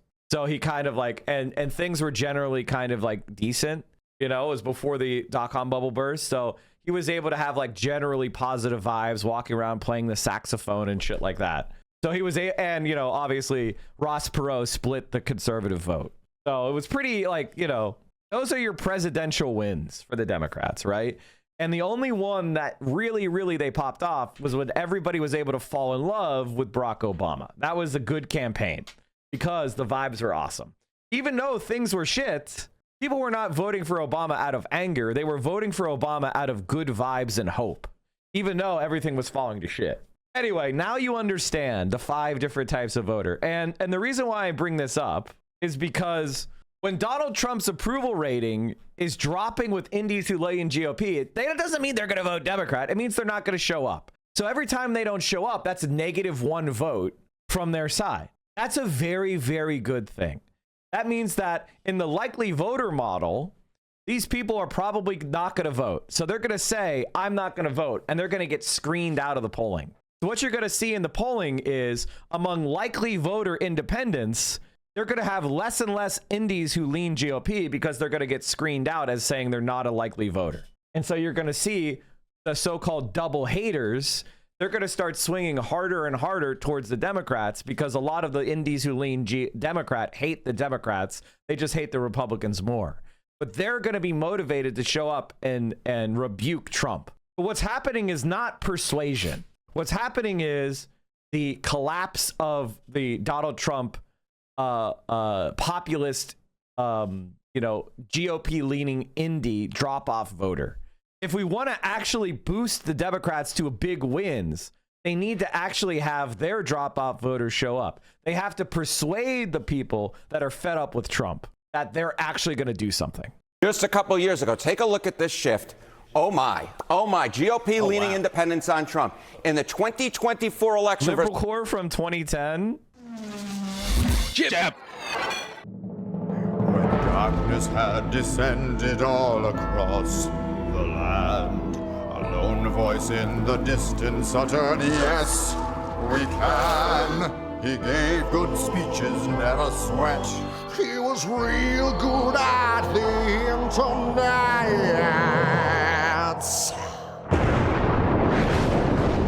He's Barack Obama, he's come to save the day. He passed a major stimulus for the bourgeois. Then said he'd have a deficit. Stop unemployment, money died. Fix healthcare in his spare time. He's Barack Obama, he's come to save the day. He'll use his superpowers to win in Iraq. Then Kung Fu Chop the Taliban. Ka-chow, ka-chow. Our image in the world he'll mend. Then make the Jews and Arabs friends. He's Barack Obama, he's come to save the day. No, somebody made this by hand, chat. This is from 2009. Sir, we've got a situation. Pirates.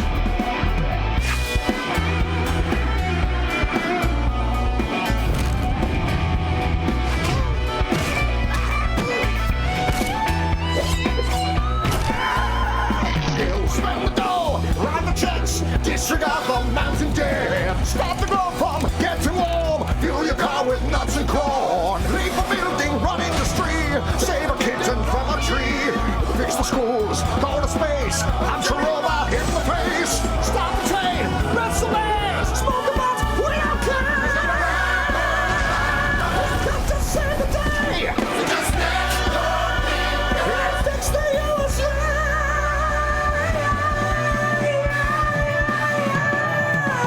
This is where your AI god has inspiration.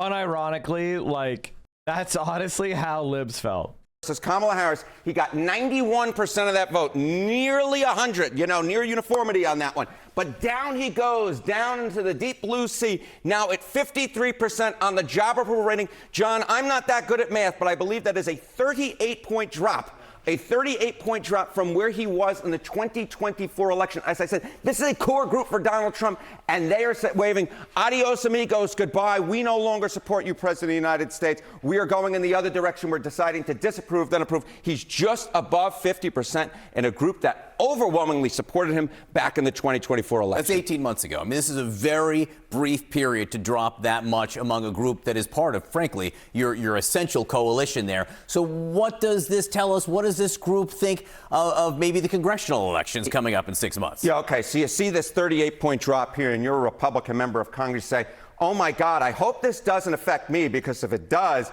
a lot of those swing district congressional members right on the Republican side will be waving adios, amigos, goodbye. But you know what's going on here? What's going on here, by the way, this is a 6 and an 8. What we're seeing here, choice for Congress, Republican-leaning independents in the 2024 election. Look at this. They supported Republican candidates by 83 points, but now it's 68 points. That's a 15-point drop again in only 18 months' time. These are not numbers that Republicans win with. These are numbers Republicans lose with. And so what we're seeing right now is that collapsing support for President Trump among Republican-leaning independents absolutely finding its way down ballot, making its way down ballot. And if these numbers hold for the 2026 election, which is occurring in only a little bit about 6 months' time, depending on how you exactly count 6 months, that would be absolutely devastating for Republicans. Several states are talking about redistricting now. And it's a race ever since the Supreme Court raced to change the Voting Rights Act, gut it, if you will.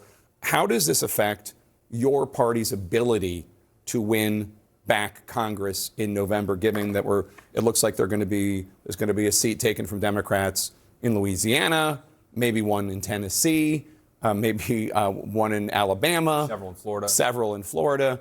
Where does this leave your party? I mean, it's a huge challenge. I mean, I think you have to step back and remember, what are they doing here? They are trying to keep a majority of congressional seats with a minority of public support. They're not going to get the most votes in November, and they're trying to control Congress anyway. So it's not how democracy is supposed to work. That's why this is such a big challenge. Obviously, it's heartbreaking to see the Voting Rights Act basically go away, one of the most important laws in American history. And so it means in places like Pennsylvania, where I'm from, where there are 4 potential congressional pickups, maybe even 5, we really have to do our job. We have to do our work. And that's kind of what I see as people realize it's now a national challenge for us, what used to be local races. Congresswoman, this redistricting and gerrymandering is not new in our politics. Gerrymandering is actually named after one of the founding fathers. But doing it in... God, he's such a fucking idiot. He's such a fucking moron. He's such an idiot. I mean, has Jake Tapper ever said anything of value? What a complete fucking idiot. Guys, we now have a big data, and we have AI models of every single piece of data that we can purchase from data brokers on every single voter. We know your exact geographic location. We have a complete model of your partisanship. We have a complete model of your voter propensity. We know what you think. We know your job. We know everything about you now. We know if you donated to a politician. We know if you joined a fucking pressure group. We know if you have subscriptions to newspapers. We know what websites you go on. Like this is just the amount of data that we have on every individual is much different than the founding fathers kind of being like, well, that town kind of likes Jerry, right? We can now draw districts to a geolocated satellite map around individual houses. That's not what the founding fathers had. So yeah, I'm sure they were like, well, that town seems to like this guy a little bit more than this town. That was different back then. Now we know what you're going to do before you do it. And drawing the districts in a way to maximize the representation of one party, this is unprecedented. To have the amount of data and the amount of information we have on every voter in order to engineer maps to ensure one party is disproportionately represented. We've basically defeated democracy through data. That's what they're doing. They're basically saying that no matter what the prevailing sentiment is in Florida, Republicans always win. Doesn't matter if 60% of Floridians reject the Republican Party. We're going to have the maps engineered in such a way that the Democrats waste the maximum amount of votes, and they can never win. That's not what the founding fathers had. They didn't have that ability. That's new. In the middle of a decade instead of at the end of the decade when they do the census. That's what's new. President Trump clearly kicked this off when he pushed Texas to do it, and it's set off this redistricting war. What do you think of it all? Was it a mistake for President Trump? I mean, I feel like we are all now playing the world's worst game of would you rather? Would you rather have this or would you rather have that? When my son puts it up, it's terrible options, and I feel like that's what all this gerrymandering is going to give us. At the end of the day, it has to be about. So the way political scientists describe this is called a collapse of democratic norms. Now, when a country is about to engage in a civil war that was previously democratic, one of the major warning signs that a society is careening towards balkanization and civil war is called the collapse of democratic norms. What is the democratic norm? The democratic norm is, I may not agree with you, but if you win the election and the elections are free and fair, your rule and your policy decisions are legitimate insofar as they don't impugn on our mutually agreed upon basic rights. Okay? That's the democratic norm, which is, I may not agree with you, but if you get the more votes, you have the right to rule, and I will accept your rulings as long as they're not oppressive of the minority as legitimate. That is the basic democratic norm. Okay? And the Republicans are rejecting that. They are building a party that rejects the democratic norm. Basically, what they're saying is Democrats are illegitimate. Democratic voters are illegitimate voters. Democratic policies are illegitimate policies. I do not accept Democrat rule. I do not accept Democratic majorities. I do not respect the Democratic will. Part of democratic norms is the desire for the informational advantage of democracy. Like, what makes democracy better than other forms of government? Well, it's an informational gap. It doesn't allow the elite to silo themselves off and only serve their own interests, right? In a democracy, the advantage is informational. If the great masses of the people feel like the elites are not serving their interests, they can vote them out. Prior to democracy, what the elites would do, if the masses found the elites were acting in an intolerable fashion, they would kill them. Protests are a less violent form. They are, if you want to know what a protest is a simulated rebellion. That's what a protest is. A protest is, you see everybody out on the street? Look how many of us there are.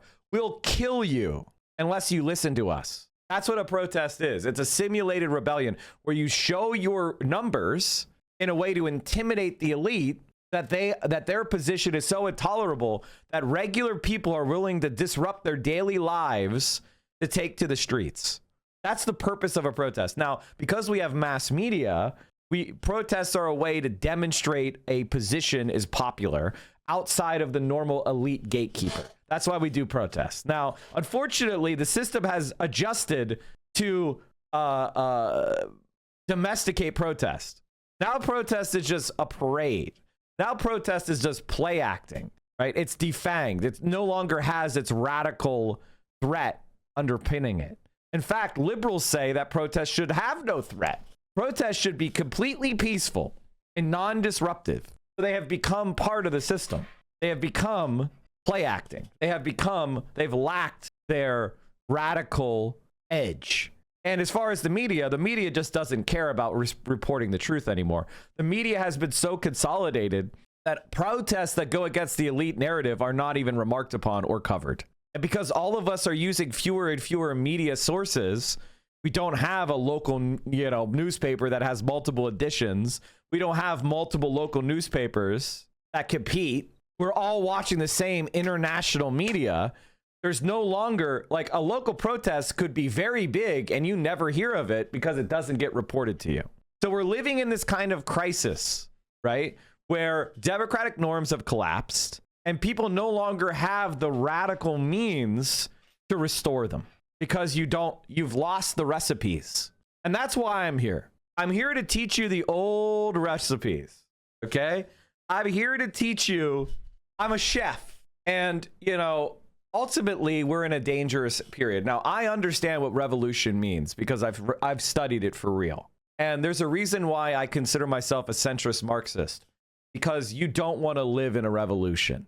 I know we all romanticize the idea of the revolution, but what you really are romanticizing is winning it. You're not romanticizing the process, okay? I want to live through a winning revolution too, but in order to go from point A to point B, you need a lot of dead. It's not a fun time, okay? But if it's necessary, it's necessary. War is hell. Class war is war, and victory is not a guarantee. Victory is the result of material conditions. And I have doubts that the left, as currently constituted and as currently psychologically prepared, is not ready. I think of the plausibility as low because I don't think enough of you, like of the 5,000 people in this chat, there's probably 10 of you that could do what needs to be done. And what I mean by that is, like, you are a former military veteran who understands small arms tactics, small squad tactics, and you could actually, you know, orchestrate some sort of like defensive military engagement. Maybe it's higher than that, but it's a smaller percentage of the people here. Most of you would absolutely not be able to stand in with bullets flying over your head. So if that's not you, then you should probably be very nervous about doing a revolution. And if you think that there's somebody else that's going to do the revolution for you, well, then you're treating revolution like it's a movie that you watch. No, revolution is a process that your ass would have to participate in, and your ass would have to risk your life. For a real revolution to work, it would need to have a significant levels of mutiny from the U.S. military. Yes, correct. So I got down this rabbit hole because I want you to understand that the gerrymandering crisis that we're in is it's not small. And if you're a radical lefty, you might be sitting there and scoffing. But this is a sign of severe institutional collapse. There will never be a revolution in the U.S. People always say things like that right before they happen. Right now, we're not imminently going to have one. And when I say imminently, I mean in the next 6 months. I don't believe there's an imminent revolution. However, conditions are deteriorating, and they're deteriorating at a rapid rate. And Donald Trump is going to be confronted with loss of power. That's what all this gerrymandering is about. All this like institutional rot is because Donald Trump has abandoned the democratic norm. And so they're trying to attempt to prevent loss of power through abandoning all semblance of democratic norms. That represents a severe threat to all of us. Substance, not structure. And, you know, I've seen some different estimates that Republicans might net one overall when this is all said and done. And to me, if you're putting forth substance, you don't have to be worried about have you gerrymandered your district. You know, we both came from districts that were more moderate or at least more split. So you had to be about the issues of the district, not about the issues du jour from the leader of your party. And I think this isn't going to bode well for people feeling represented.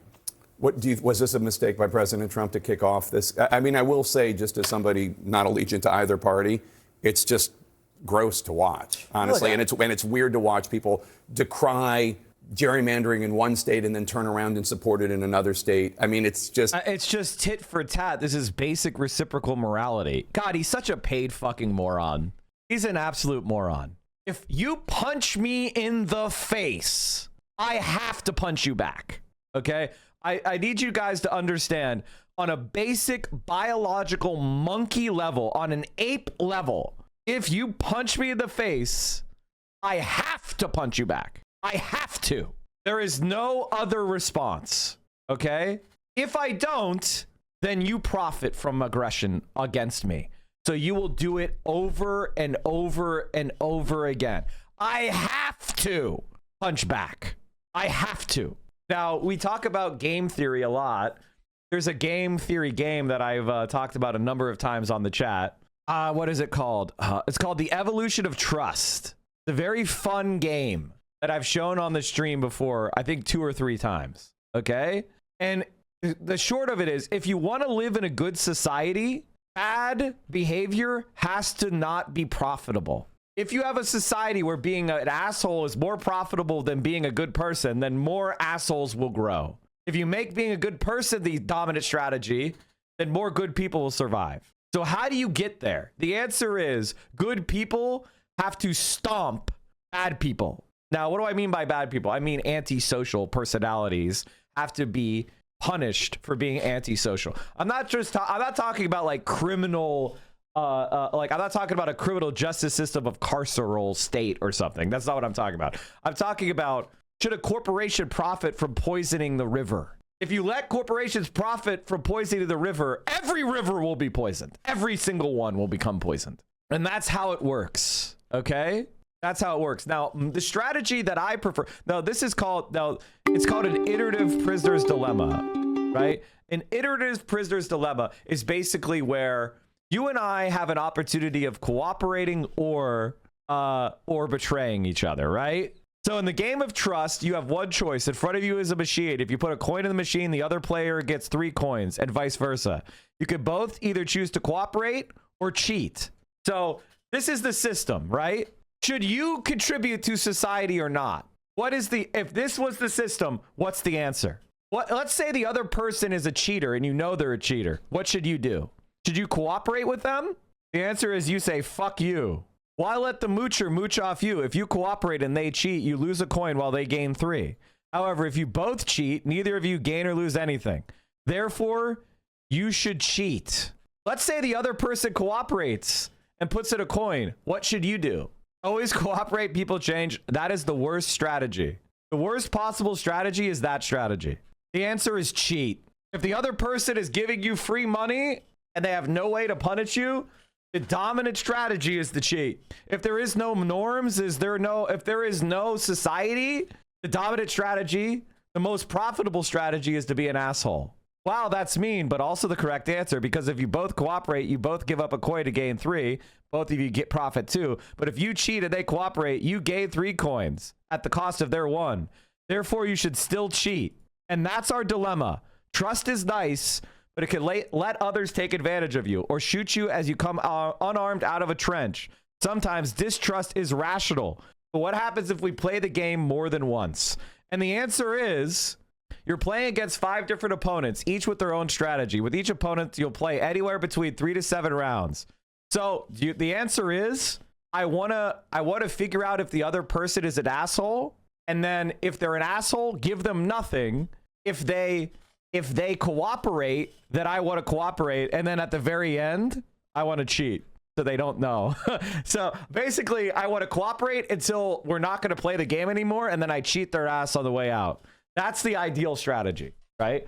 Why is it strobing? I don't know. It's not doing that to me. Why is it strobing? What the fuck? Why is it being all stupid? It's not doing that to me. It's some sort of artifact. What the fuck? Anyway, we don't need to explain this more. But anyway, here, we'll play the game real quick. Fuck this guy. I knew he was an asshole. I could just tell by the hat. All right, chat, listen. Don't judge me, but this looks like Nancy Pelosi. I'm being a Republican. I'm sorry. This looks like Nancy Pelosi, okay? Like, I'm sorry. I know I'm an asshole. Okay, this is me. This is me. I will never cheat me.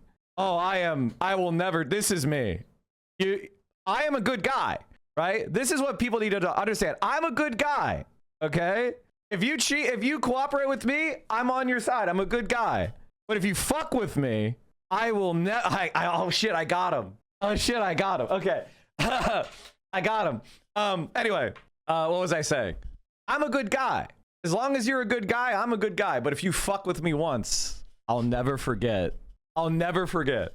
And then I become a mega asshole. Then I'm your worst enemy for life.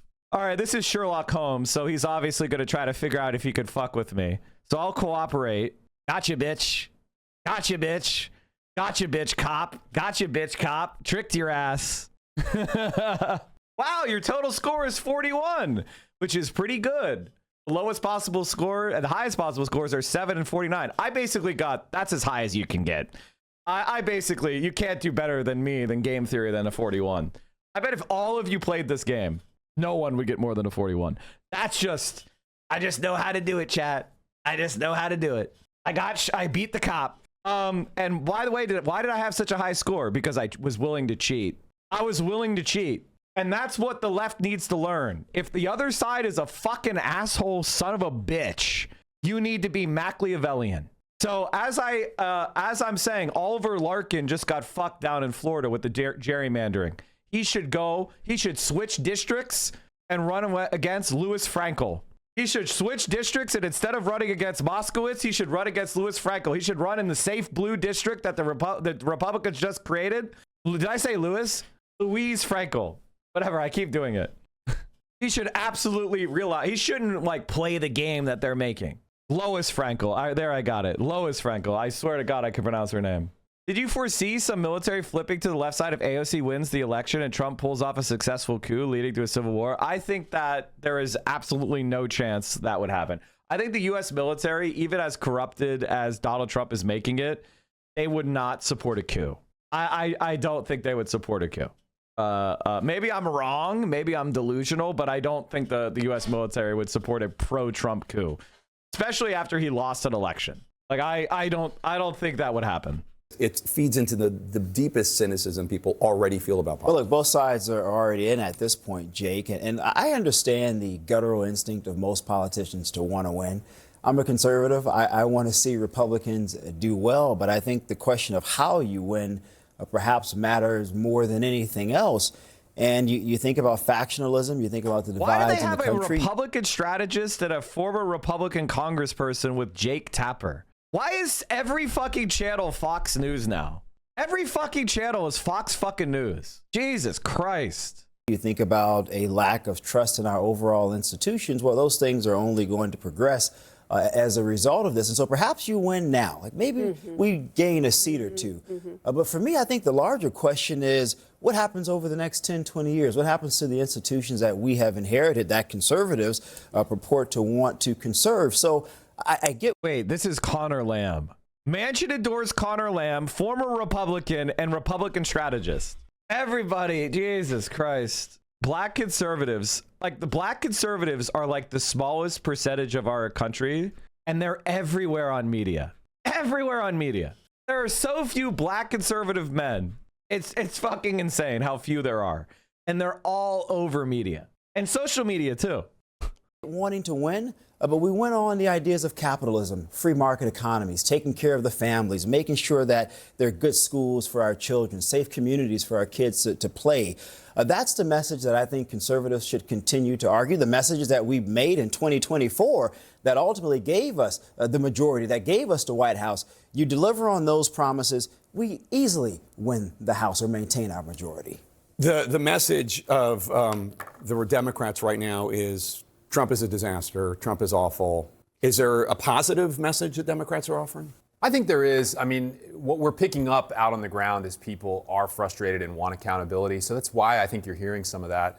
But they do want to turn Guys, John Fetterman sucks dick. You know who sucks more dick than John Fetterman? Connor Lamb. Stop getting psyoped by fucking Democrat shills into thinking he's good. There's only one person who would have been worse than Fetterman. It's Connor Lamb. Okay? He's a mega Zionist. He campaigned with fucking Manchin and Sinema. His dad was a bank lobbyist, and he was a prosecutor. Okay? This guy fucking sucks. All right? Stop pretending this guy would have been good just because John Fetterman had a brain tumor. All right? Or brain damage. Excuse me. He fucking sucks. And so, first we have to undo the damage of healthcare prices that have gone up by literally hundreds of dollars a month for people. In my state, we've had 130,000 people lose their healthcare just since last fall. And so it's not necessarily positive sounding to say we're going to undo the damage that he did, but it meets a real need in people's life. So wow, I think we're gonna go to the status quo. This has never worked. The banking lobbyist is promising to go back to brunch. Wow, I can't believe people are not excited about the Democratic Party. I think that's kind of where we're trying to put our focus fucking on loser, actually dude. taking Fucking some of these prices that everybody dude. wants reduced, healthcare, gas, which is being caused by this ridiculous war, and saying we're going to undo that first. I agree that's what needs to happen. I agree with that, but that's why I keep saying this is. So what's weird about this conversation is obviously what's surging is the left, right? Why is there not a progressive on this panel? You have Jake Tapper, who is an unrepentant Zionist. You have a Republican congressperson. You have Connor Lamb, who's a Zionist and a right-wing Democrat. And you have a Republican black conservative strategist. How come about 80% of the country is unrepresented on this fucking panel? you rather? I mean, Democrats' solution on gas prices is not a good one. If you remember, in my state, in Washington, we had the highest gas price because of a carbon law, right? We are saying no more electric, we're going to mandate electrification, and we're going to tell you can't build new construction with natural gas. So we artificially made gas prices worse before this. So now all consumers, all Americans. Electrification means that there's less demand for gas, you airhead. Americans are feeling this burn. And so to me, you have to be saying, fuck. What are we for that's better? All the people that got electrification, they get to heat and cool their home based off of the massive dams that are in Washington State, you dumb fucking airhead. I believe in free markets. Yeah. I believe in personal responsibility. I believe in making sure that we set the playing field. And right now, I don't feel like either party is offering that vision. Are you ever going to run for office again? I don't know. I'd be surprised if I didn't. Yeah. But I see zero path or reason at this point. For a reasonable Republican? Well, am I insulting you by calling you that? I hope. I know. Absolutely. I love the fact that they love these fucking corporate Democrats. They love these corporate Republicans. They just love this fantasy. Jake Tapper, you are so fucking out of touch. God, I hope, oh God, chat, after Hassan is me. Oh my God. Oh, you know how I had that whole rant about being anti-revolution? The only reason I'm anti-revolution is because you guys aren't ready. I wish you were. What can I do to get you guys ready? I really, really, really, I mean, the problem is I can't, you know, the role that I serve, I can't really do it. I can't be that person, you know, like I am a legal Marxist, you know. You know, we had to cut our teeth in districts where you had to earn the vote of independents and Democrats or soft Republicans. Before you go, you lost a primary for Senate to John Fetterman, who is a Democrat right now. There's talk that he might change parties. He's certainly not popular with Democrats in Pennsylvania. Might you run against him? I'll probably give it some thought, but I think the most important thing this year is there's these people who've stepped up to run for office in like red congressional district, red state legislative districts all around the country. And I and many others have been trying to help them because, you know, they get trash thrown in their yards. People, you know, sneer at them in the middle of their small town because they're a Democrat. And it's time for us to kind of have some backbone and stand up and say, we're turning the page on all the stuff you hate about us. You're right. Like, we have issues as a party for sure. And many people call attention to that, like your previous guest. But I think what we're trying to do, especially the younger people now, is say it's a new day. We're going to get rid of the corruption. It's so funny because it's like John Fetterman is a right-wing Democrat. He is the centrist. He is pro-Israel like Jake Tapper. In what way is John Fetterman any bad? Like, this is what's kind of blows my mind is you have all these centrist Democrats talking about John Fetterman. But the reality is that there's John Fetterman is a centrist. He's unpopular for doing what you say he should do. Pro-war, pro-Israel, and pro-Republican working across the aisle. John Fetterman is more right-wing than Republicans. No, he's not. No, he's fucking not. We're going to put some actual power into your hands, you know, not just give federal agencies more money, but like do things that'll help people in a place like Pennsylvania. It's great to have you all here. Thank you so much. Tweets that age terribly. After leaving OPEC, the UAE can now freely increase its oil production thanks to the Fujairah pipeline that bypasses the Strait of Hormuz. The Emirates had planned to develop this independent export route for years, enabling it to add up to 2 million barrels per day. Well, that just got hit. We have news that apparently that just got hit. Furthermore, we had a CNN report over the weekend talking about unprecedented destruction. A CNN investigation discovering Iran has caused extensive damage to a majority of the U.S. military sites in the region. Precise Iranian missile and drone strikes, aided by sophisticated Chinese technology, hitting some of America's most crucial military assets in the Middle East. The extent of the damage unknown until now. Our Tamara Kablawi is out front. Camp Buehring, Kuwait. American soldiers enjoying a karaoke night at one of the biggest U.S. military hubs in the Gulf. That was then. This is now. A once bustling American microcity in the desert, nearly empty and heavily damaged after a weeks-long barrage of Iranian missiles and drones. One of many U.S. military facilities in the oil-rich Arabian Peninsula, targeted by Iran even as the U.S. and Israel pummeled the Islamic Republic's large arsenal. So what impact have Iran's strikes had on America's footprint in the Middle East? A CNN investigation found evidence of unprecedented destruction.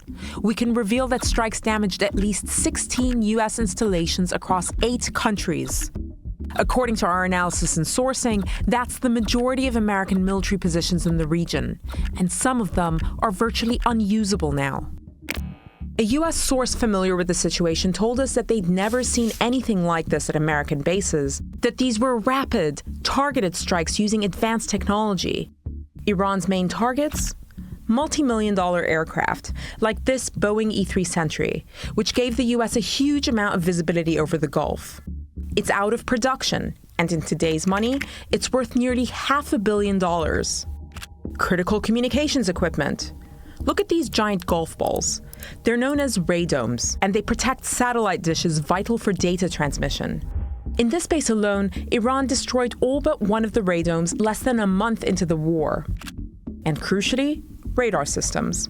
Highly sophisticated, expensive, difficult to replace, and critical to air defense. A second U.S. source, this one a congressional aide familiar with damage assessments, described these as the most cost-effective of the targets.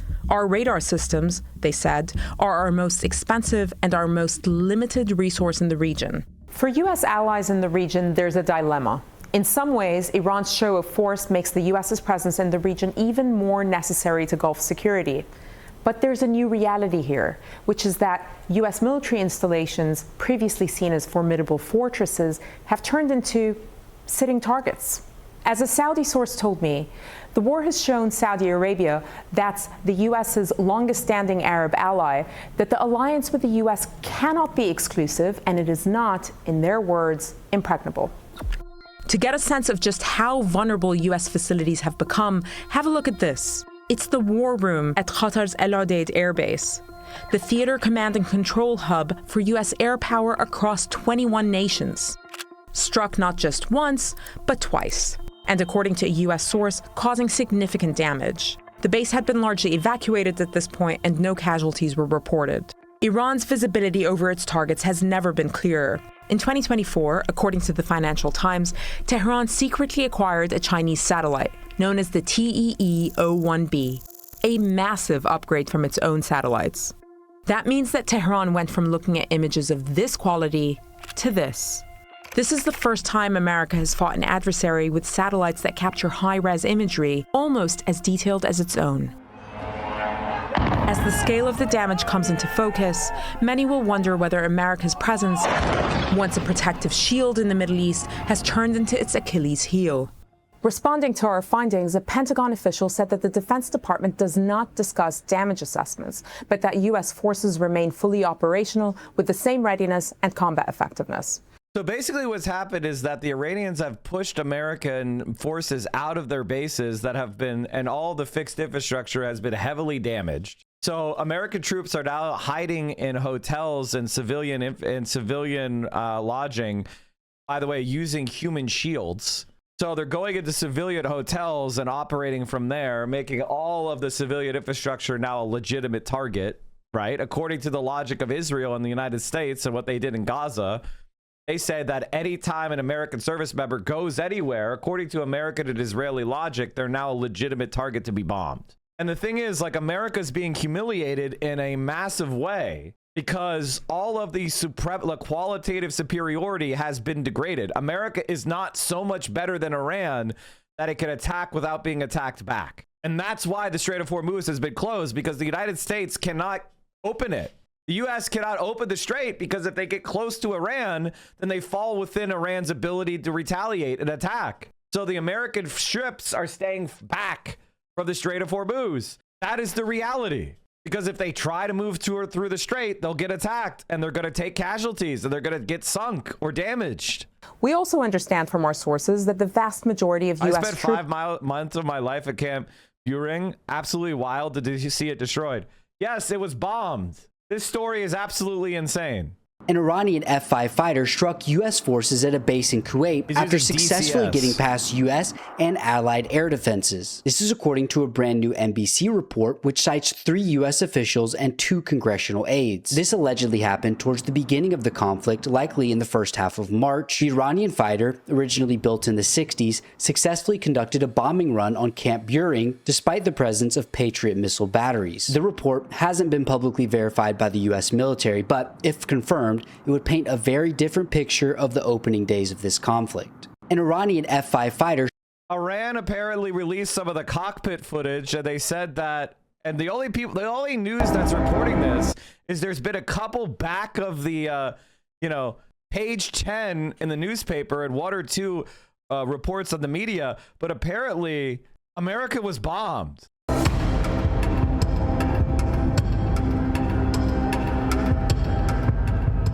A social media post from Iran's diplomatic channel is now making a striking.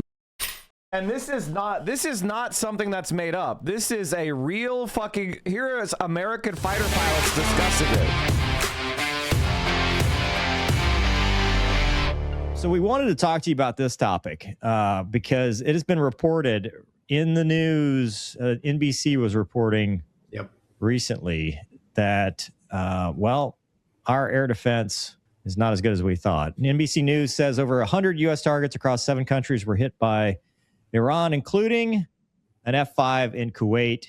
And the article talks about it's possible, but they also talk about how this thing has really only got a range of 480 nautical miles. It's in northern Kuwait, so that's okay, but it's almost out of reach for the F-5s unless it was a one-way mission. But they also talk about the Su-24s, which I read a report today that allegedly we picked up 2 of the pilots. 2 died, and we picked up, or 1 died, 1 we picked up and then returned to Iran after. But this is the first time, if it's happened, that we've had any kind of incident where a foreign country's fighter has hit American troops. I mean, do you think this is... When you see this news, I mean, it's all unconfirmed, right? But I mean, what's your take on that as a Patriot guy? So possible, but unlikely. Our systems have been in place for quite a long time, and we do have rapid deployments of those locations where they shift to a different azimuth or they move to a different location, wartime locations. We do the same in South Korea and Japan. Is it possible that they got in? Yes. Using Horizon, and the reason why this happened is because if you guys remember a couple weeks ago, the United States accidentally got 3 fighter jets shot down. And it was done by a Kuwaiti F-18. Well, the reason why they were shooting down jets is because the F-5 bombed Kuwait, and they were in a panic. They were in a fucking panic, and so they had friendly fire incident. Terrain masking to their advantage would give them a chance to get close, maybe drop payload and then hit the deck again and try and get out. I think it would be a one-way mission regardless, because as soon as we know that something had, released a payload on us, DCA is gonna hunt them down.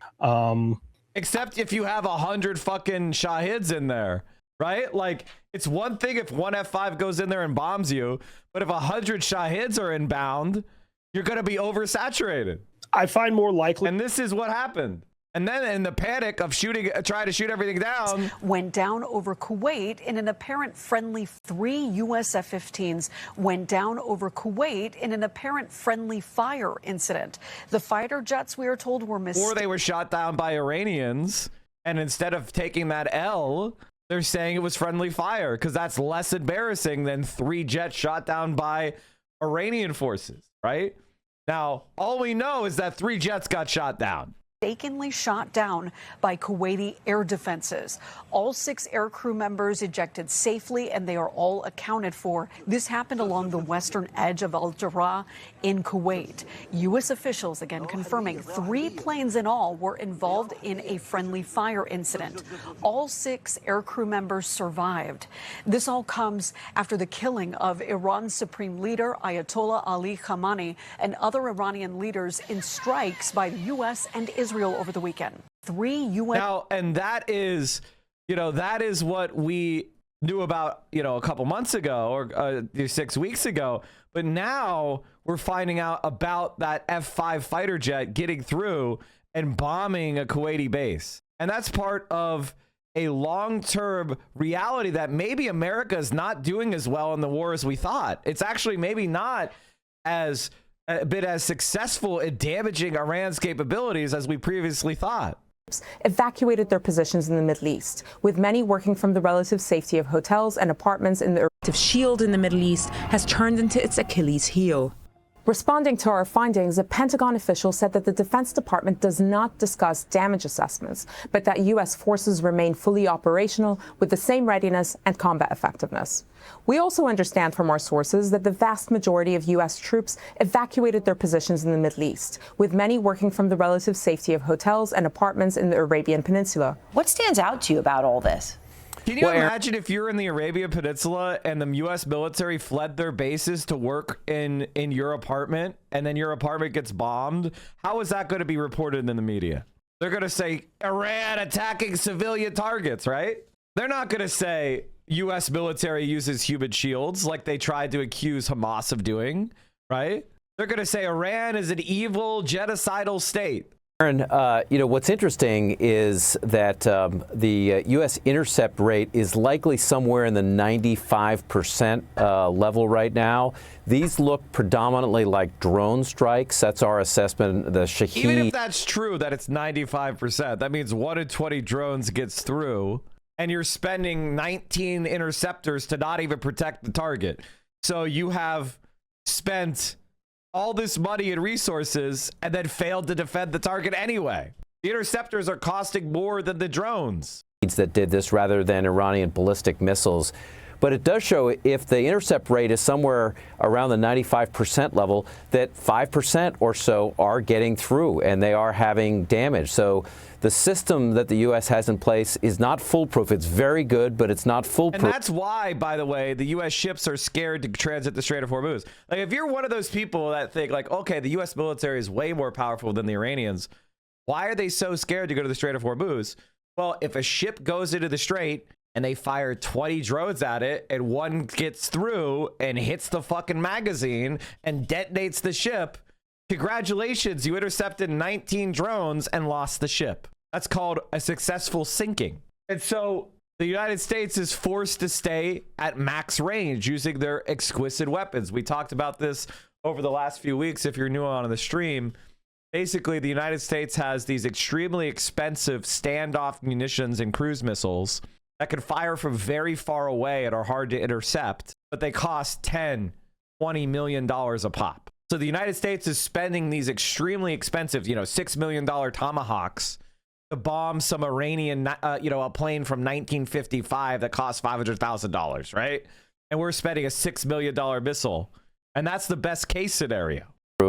And I would just say, sort of big picture, of your shift to the Indo-Pacific with the PLA, the Chinese People's Liberation Army Rocket Force, U.S. bases across the region, Japan, Philippines, and other places, are going to be at much more severe danger than what we're seeing now in the Middle East. Yeah, absolutely. And then when you talk about with the damage done by the drones, right, that the missile interceptor rate may be, exceptional. 5% can cause huge damage, but then there's the drones. You have done incredible reporting, you and all of CSIS, on the depletion of U.S.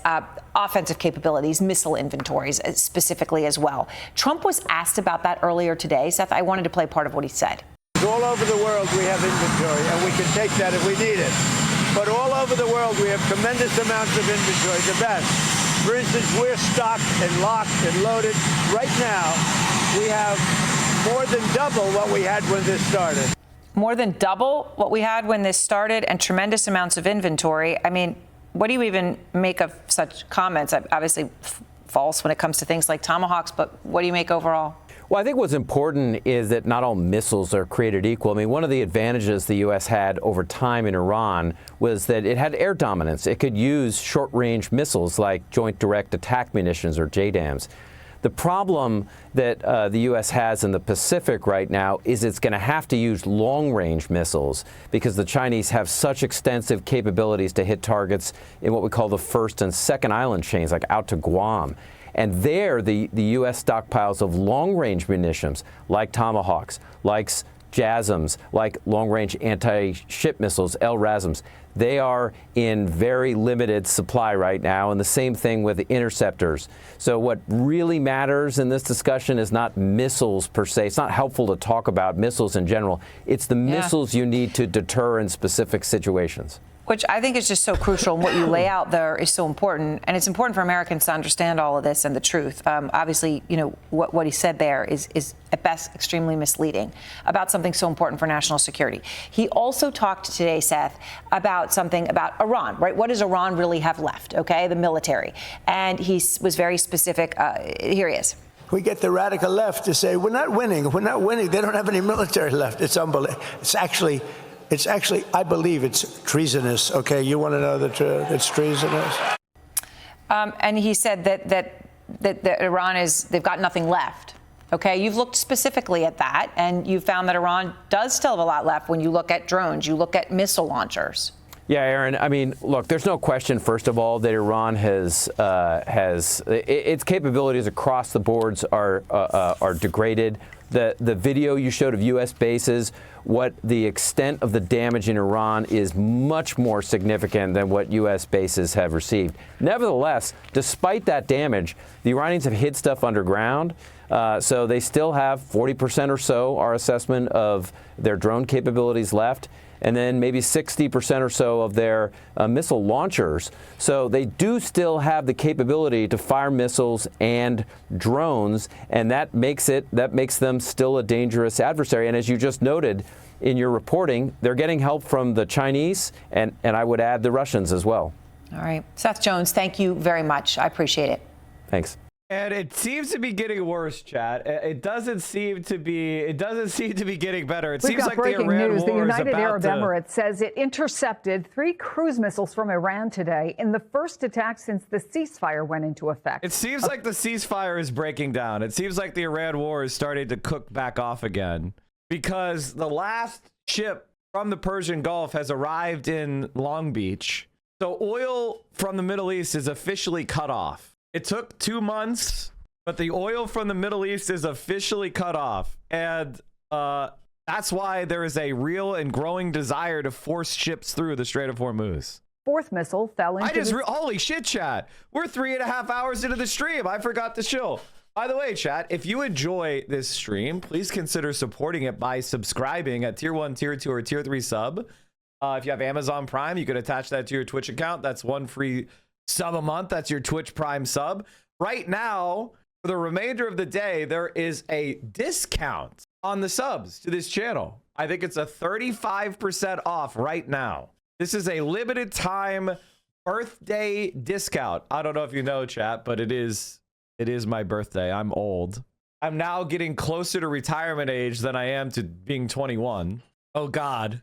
I guess I really am middle-aged. Holy shit. How old is you? Yeah, too old. You've got to sub now. It is urgent. Today's urgency is a discount. So true. Listen, whatever it takes to get you motherfuckers to pay up, that's what I'm going to do. Mike has 0 motion. Huh?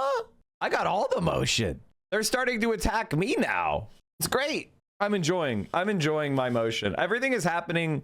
Assad is stepping into his role as one of the America's leading left-wingers, which is something that I have been wanting for a long time. So I'm so happy and proud of that. More and more DSA candidates are becoming integrated with the online left, whether it's me or Hassan or other people. And we are building a movement that is actually starting to gain real, like, electoral victories in serious races. I've never been happier, man. I've never been happier. So if you enjoy this content, please consider supporting it by subscribing. We are dangerously close to 7,000 subs. And I want you to know, chat, that Ethan Klein, he monitors my sub count. He monitors my sub count. And every time that it falls below 7,000 subs, he starts to get all excited. Is it this one?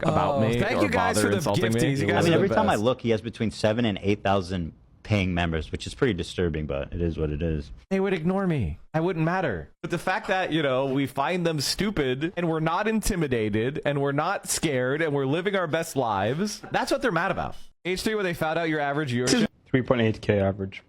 How much? Right now, the past 30 days, 3.8. Okay. Wild. Yeah, I know.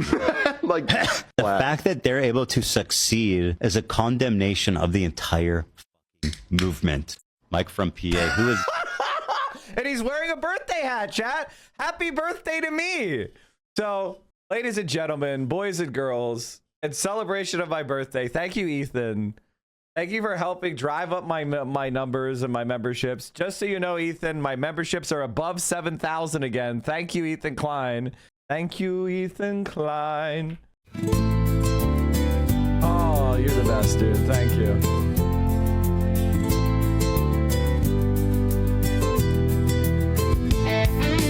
Thank you, Ethan Klein. You are my best friend. You are This is still a banger, even though it mentions me. Who's lost it. Unfortunately, Bad Empanada is no longer fun. He's become he got trapped by the algorithm into being a Hassan schizo, which embarrassing. Allowing the YouTube algorithm to give you Hassan derangement syndrome, embarrassing. Thank you, Ethan Klein. You are my best friend. You are the rent payer. You are the legend. Thank you guys for the gift. Thank you, Ethan You guys are the best. Klein. Silent Leggy. Defender. Can we get Silent Loggy a bended knee for the 20? Rated FTO Of for the 10. genocide, helping small Real creators Shipboat, an Anadol, grow a EJ larger Saki Bomb, size. In Rastafario, 2025, promoting Super the Cheetah, left side. Polestar Colstar. Denims B and Thank you, Frogan, Black Hasanabi and Mike. Thank you, Ethan Klein. You are my best friend. Toxic Hoodie, thank you. You are the rent payer. Maybe to throw. You are the DJ, legend. Golja. Thank you, Ethan Klein. And of course, Ham and Fist, Chad. Bend the knee to Ham and Fist. You are my best friend. You are the rent payer. Hormuzzy, You thanks for are the 10. legend. And it's Socialism or Barbarism, thanks for the 5.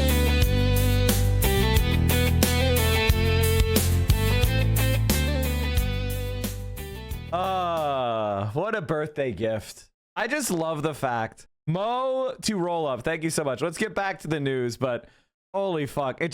One of my favorite things about being me is just by succeeding, just by doing my own thing, all the worst people in the world are fucking maulding. All the most disgusting Zionists, the most intractable fucking liberal scum, all the people that I hate, they can't do this. They can't start up a stream and go live and have 5,000, 5,500 people show up. They can't do it. Ethan Klein, one of the OGs, he can't go on Twitch and get a 5K. He can't. He literally cannot do it. And on YouTube, he was propped up by some of the biggest celebrities in the world went on his fucking podcast. You got all of the legitimate boosts you can get. Oh, you know, it's amazing. If they hate you, you're doing something right, be proud. Oh, that's exactly right. I live my life according to spite. Boyd, thank you for the 5 tier 1s. Shred87, thank you for the 5. Flex the Red, Endless Mike, Mo Roll Up for the 10. Snowflake Ninja, thank you for the 10. So many amazing gifts. Thank you guys for supporting me on my birthday. You guys are the best. We're just getting a line here from Iran's Fars news agency saying I that just two discovered missiles. you made a podcast. The episodes are awesome. Not only did I just make a podcast, the latest episode is now available everywhere podcasts are played with Sam SEDER. And you know, it's a character flaw. Oh no, it's Sam SEDER. What a fucking nightmare. Samuel Lincoln SEDER got to start as an actor, writer, and director from hits like Who's the Caboose? And guest starring as Lou, the guy who spit his steak into the napkin on Sex and the City.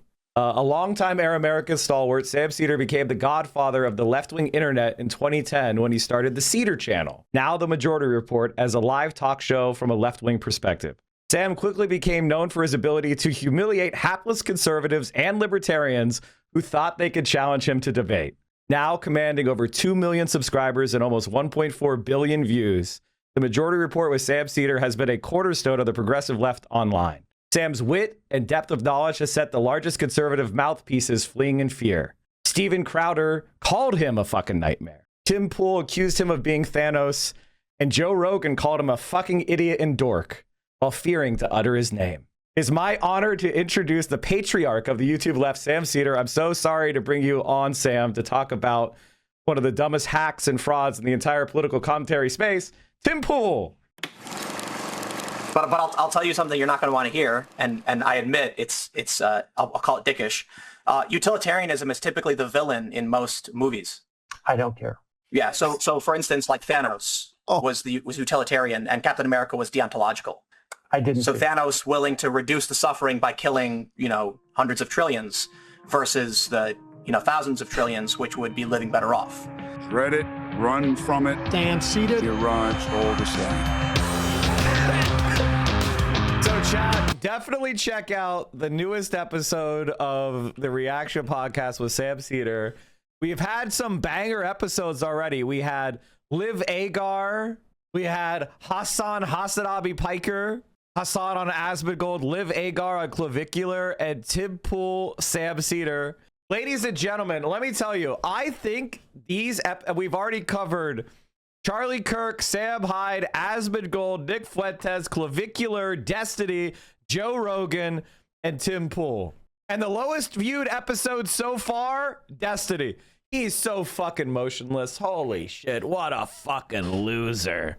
What a fucking loser. Jesus Christ. Nobody even gives a shit about this fuck, even to hate him. Motionless. Anyway, check it out. There is also a fun half this week with Sam SEDER where we start rambling about all sorts of other shit in the Patreon. So make sure you're subscribing to the Patreon. You're burning through all the worst. Do you still have bangers in the tank?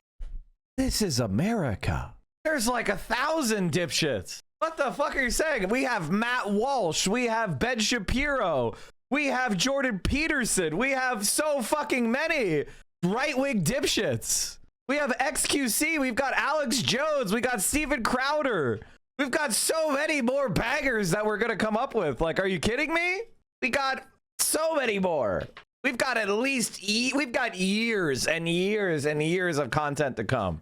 And we're going to bring on all your favorite like big left wingers are going to come on the stream because listen, we already got Sam SEDER, Hassan, and Liv Agar. We're going to bring on Bryce from QAnon Anonymous. He's already lined up. We've got so many big lefties that are going to come on. Brace. Did I say Bryce? Brace Belden. Piss Pig Granddad. We're going to have so many people on.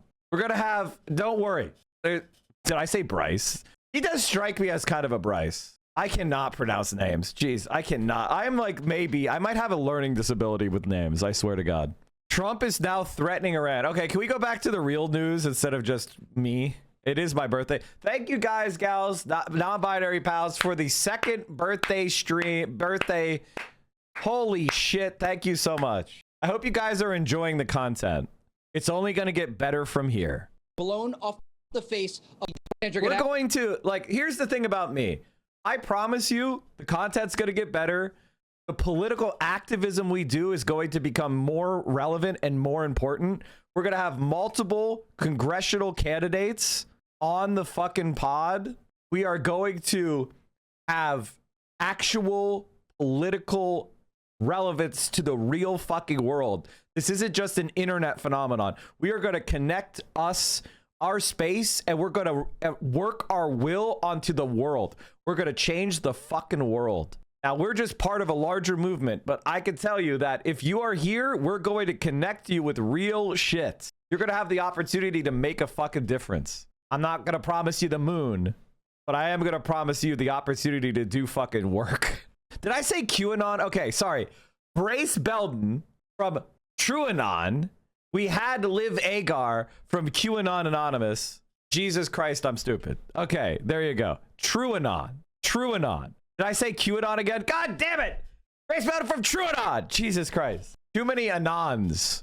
Too many fucking Anons. Jesus Christ. Afternoon, I spoke with President Trump for 20 minutes about the All right, situation with Iran. He talked about Project Freedom and the U.S. efforts to guide vessels through the Strait of Hormuz, issuing a new warning to the Iranian regime, saying if the Iranians try to target U.S. ships in this area, they will be, quote, blown off the face of the earth. Remember, this was a project implemented by the Americans overnight to assist the hundreds of vessels that are currently trapped in the Persian Gulf. We're talking about more than 20,000 sailors. And the president told Fox he's doing this for humanity. Some of these sailors were running out of food and supplies on these vessels due to the Iranian threats that are ongoing in this area. And again, the president saying that if U.S. ships in the region are targeted, the Iranians will be blown off the face of the earth. Now, I also asked President Trump about the possibility of negotiations with Iran succeeding. He said the Iranians are being far more malleable than they were being in the past, showing flexibility given the U.S. pressure that continues as part of the American blockade of Iranian ports. President Trump called that blockade the greatest military maneuver in history. As it relates to the combat preparations that continue across the region, President Trump understands there are two paths here. The Iranians either make a good faith deal or ultimately combat operations could resume. And President Trump told Fox News that right now they have bases all over the world. There are American preparations underway. He said they're all stocked with equipment and we can use all of that stuff. And if he needs it, he will use it. But the headline here, Sandra, the president issuing a new warning to the Iranian regime if they do fire on U.S. vessels in the Persian Gulf or near the Strait of Hormuz.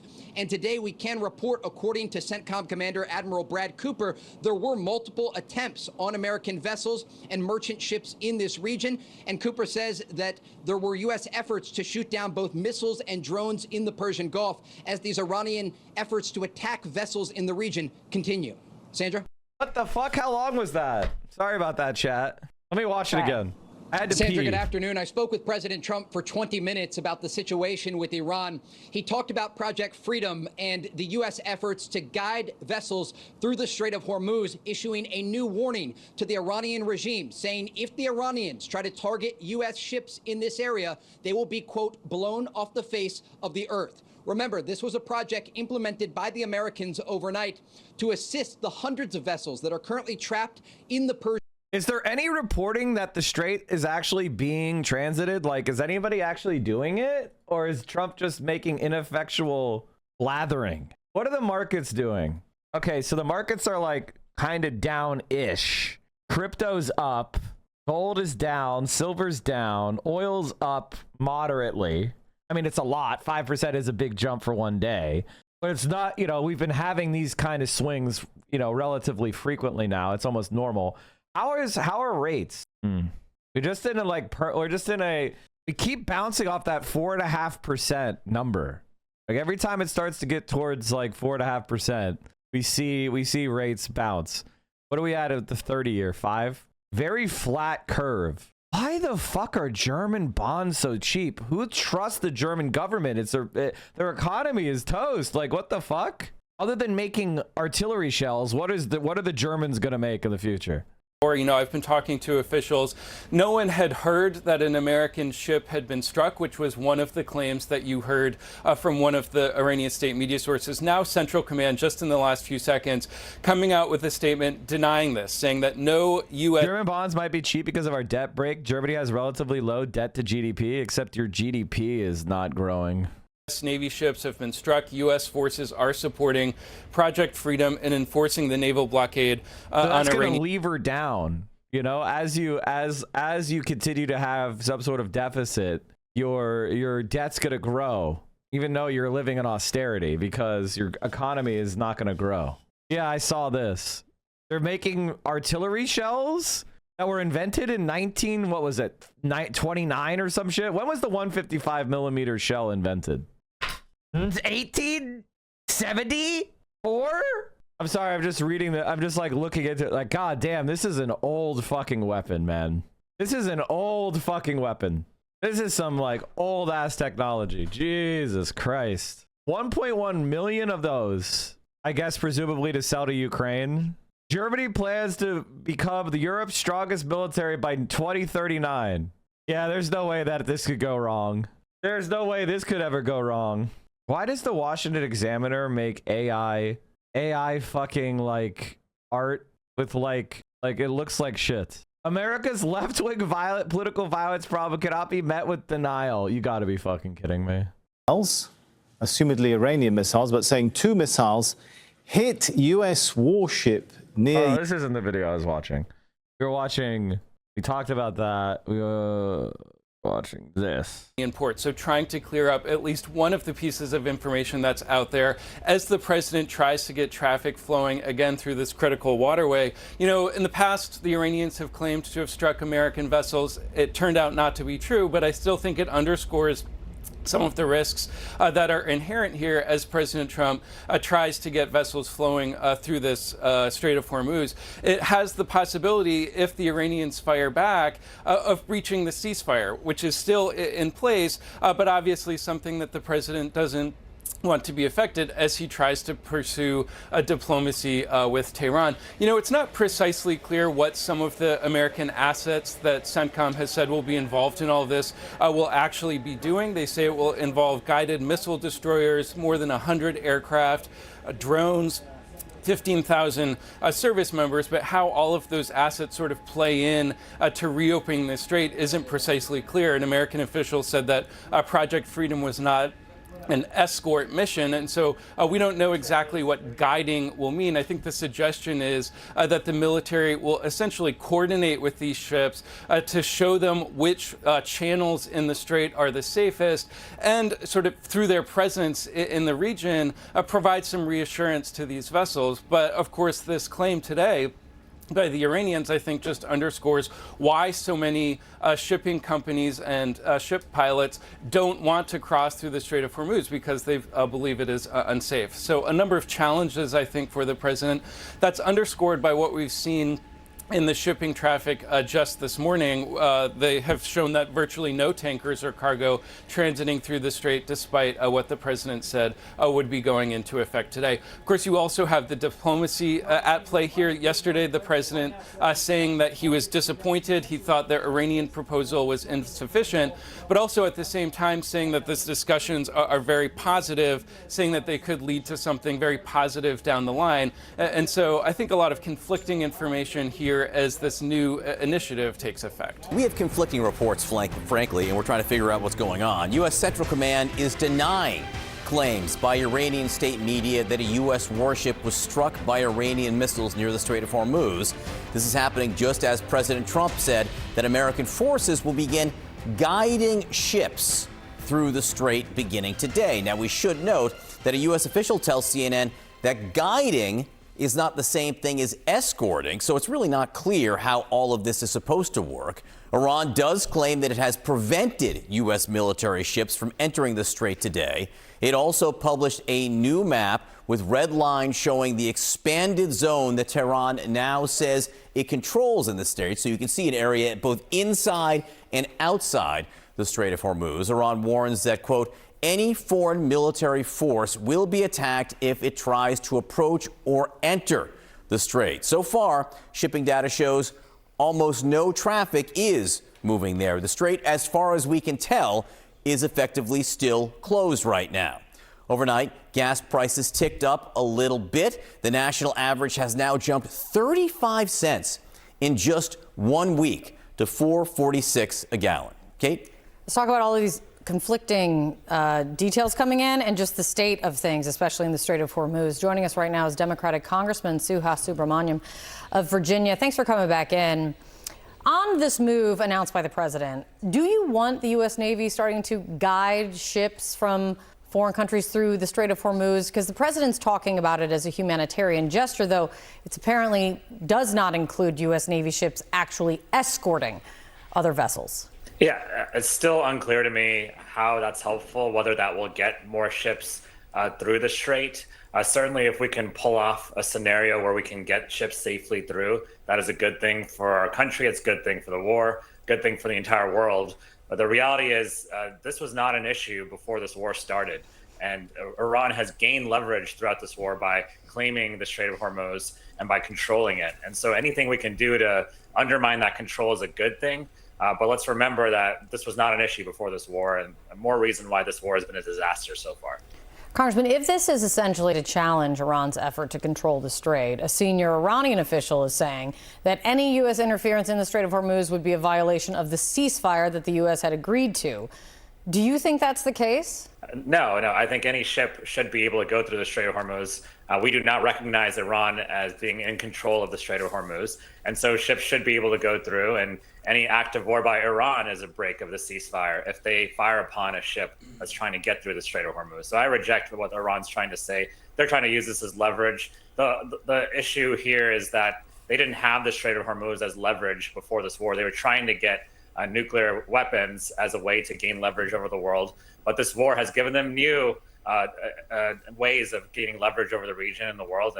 And so anything we can do to undermine that is a good thing. European leaders are meeting today, kind of talking about the path forward now and reacting to the sudden announcement from the Trump administration that they are pulling 5,000 U.S. troops from their station in Germany. The German chancellor downplaying it, though other European leaders say the timing did come as a shock. What's your reaction? Is this a smart move? Does this help further U.S. interests abroad? It does not help further U.S. interests. The reality is we are treating our allies very poorly. This has been a trend in this administration. And if this administration wants to build consensus and gain support for this war across the world, undermining its allies is the opposite of what they should be doing. They should be working hand in hand with our European allies, but instead we have undermined that relationship. This is once again a failure of diplomacy. This entire administration has been a failure of diplomacy. And so this absolutely undermines our own interests in the region and in the world. What the fuck is this? This is so good, Thomas. I might have to look at that. Trump administration blocks U.S. wind energy production to switch to oil and gas. This is like, I know, we talked about that a number of times. Like, they're so fucking stupid. They're so fucking stupid. Joining us here in the studio, Alexander Hudishtanu. He's a maritime security expert and a military and diplomacy analyst. And we have from Iran's capital, Fouad Izzadi. He's an associate professor at the University of Tehran. Welcome to both of you. If I could start with Fouad in Tehran, in Iran. According to this statement now, the Iranian military saying it's hit an American destroyer. That would mean the end of this ceasefire? You know, ceasefire started on April 7th and ended in April 8th when the United States blockaded Iranian ports. You know, under international law, under U.S. law, blockades are acts of war. And then this was 24 hours after the Iranian delegation returned from Islamabad to Tehran.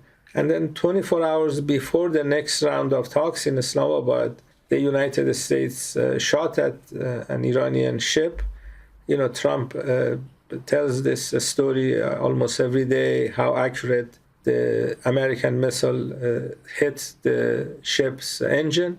And they took over that ship like pirates. And this is not the analysis of an Iranian professor. This is what Trump said. He said they acted like pirates. But Fouad, my question now is, since that incident, we had some kind of, I guess we can call it lull in terms of direct military contact, although you're right, according to foundational documents of international law, a blockade is an act of war. But in terms of direct contact, we didn't have that until now. From your understanding of the Iranian position and perspective, is the ceasefire over? Attacking an Iranian ship's engine is an act of war as well. So this is not the first time that you have someone shooting. United States shot at Iran some days ago. And then yesterday you have been covering Trump's tweet that he is going to escort ships out of the Strait of Hormuz. As you know, no insurance company is going to allow any ships to go through a Strait of Hormuz when the Strait of Hormuz is a war. I mean, I think the insurance companies already dropped. Didn't they drop all of their, like, did they drop all of their, what's the word for it? Like war coverage? Like, so they've declared like an act of God that a condition exists. So you're not going to get any, you know, coverage if you're struck.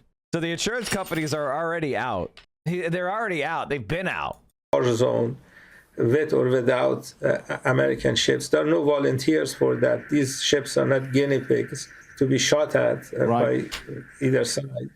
So the analysis here is that that tweet was designed for this new round of U.S. ships coming into a Strait of Hormuz. So what the Iranian side did, they published that map because the Strait of Hormuz is in Iranian territorial waters and contiguous waters. The Iranian side is telling the U.S., if you pass through that line, that means you're coming in, and that means that you may be shot at. Okay, and that's apparently what it appears, yes, that appears what has happened according to Fast News Agency. Alexandru, what posture can we expect the Americans to take now, if indeed one of their ships has been hit? First of all, I think we should wait to see if there's any confirmation from the US side. If a ship has been hit, this is not something you can easily hide, and most likely they will come up with a communique, with a confirmation or not.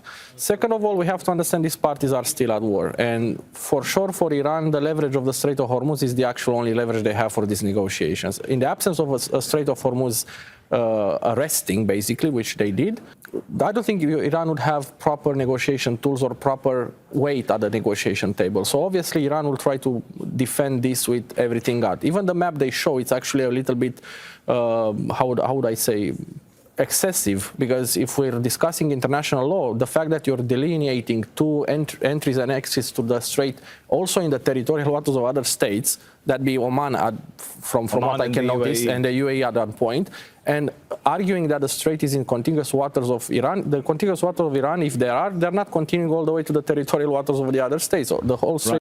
This is like one of those things where it's funny and embarrassing for everybody who's watching it, because the United States of America routinely tries to sail like miles off the coast of China. And then when Cuba is trying to trade oil with Mexico, the United States puts naval blockade, right? The U.S. attacks those ships that are trying to trade oil with Cuba. Sorry. It's might makes right world. You guys want to live in might makes right world. So this is what might makes right world looks like. When you destroy international law, this is what happens. You don't get to sail on the seas free and safe because the United States of America has pissed all over the idea of sovereignty, the idea of international law. This is what it feels like. It's bad. The Hormuz is split between three states. Entries and exits are Iran on one side and UAE on the entries and exit, and then you have Oman on the central part. Even the mining of territorial water of another state could be considered act of war, which Iran has been at least claiming to do, to some degree of plausibility. So discussing international Iran law, hasn't actually said it's mined the waters of Oman. No, it says it's a mine risk there. It said that this is an area of danger, just to be clear. Yes. But from a military naval perspective, as someone who's familiar with that side of operations, is the US in a position now to escalate a naval engagement, or is it more likely to avoid that as more of a vulnerability for it and engage with airstrikes and other forms of engagement? So the strikes that US did can be done from aircrafts and also can be done with strike missiles, with strike precision missile from the destroyers. The destroyers have one of the capability, they have its strike capability. So the platform from which the strike can happen, that's really irrelevant at this point. The thing is US trying... Might makes right sounds awesome until the enemy is mightier, and then panic sets in. No, because there's no... Okay, Jesus Christ, this is why racism makes your brain fucking stupid. This is why racism is bad. Because you think, oh, I'm white, I'm superior, I can do whatever the fuck I want, I feel I'm a big, bad white man. And then you realize, too late, that the other side are equal human beings. Iranians are just as bright as Americans are. They have the same capability to figure out strategies to offset our strategies. They are intelligent, thoughtful, educated people. And so when we attack them, they come up with counter strategies and counter gambits in order to attack us. And when we are in a state of war, things suck shit because we're not cooperating anymore. We're trying to hurt each other. And might makes right leads to a state of a war of all against all. And we all are worse off. We're all poorer in our delusions of grandeur. And by the way, the world system was set up for our benefit. We fucked up the system that was set up and was operating in our benefit. We used to live in a country, another aspect of public life that has been reduced to low trust, minimum security prison alternative to accommodate impulse-driven subhuman animals who should be in jail. McDonald's to eliminate self-serve soda stations nationwide by 2032, citing changing consumer habits. If you think that McDonald's is losing a lot of money from the soda fountain, you're dumber than dirt. You're legitimately stupider than dirt. Like, you are legitimately dumber than dirt. You are actually unironically a subhuman animal who should be in jail. And the reason why China or McDonald's is doing this is because they're shaving pennies. They are pursuing profit, where maybe you go up and you get a refill because there's no social friction and you don't have to wait to get a refill. But by just moving the soda fountain behind the counter, they add a social encounter, they add wait time, they add a friction that makes you not do it, right? Even if everything else is the same, just by adding that border, adding that friction, adding that annoyance, adding you having to wait in line, they prevent you from getting that couple pennies more soda. If you weren't dumber than fucking dirt, if you weren't stupid, you would get that. This is a way of shaving pennies. It's not because people are stealing soda. Oh my God, they're stealing the soda, guys. They're stealing so much soda. This is simply MBA bean counter thinking. That's all. Fucking moron. Speaking of Asmongold being a fucking moron, if you go to the Reaction podcast, you can hear all my thoughts about how dumb as fuck Asmongold is in our conversation with Hassan. Hassan Piker, a neo-Ottoman Turkish nationalist, two-time anti-Semite of the Year nominee, terrorist supporter, dog electrocutioner, champagne socialist living in a $5 million mansion, progressive mind in a MAGA body, and finally, most damningly, the Joe Rogan of the left. If you haven't heard of Hassan Piker, you're living under a rock. Hassan is the most recognizable online figure of the next generation of the American socialist left. Commanding one of the largest audiences in the world on live streaming service Twitch.tv, Hassan has built a massive army of Gen Z and millennials who follow his marching orders into battle for the young and not so young American political mind. He has garnered 500 million hours watched on Twitch and over 1 billion views on YouTube. Refusing to remain only online, he was one of the top 3 largest fundraisers for Amazon's labor union, raised millions of dollars for aid to Gaza, and millions more for countless left-wing politicians across the country. Which brings us to today's topic, Asmongold. In many ways, Asmon is the perfect foil for Hassan.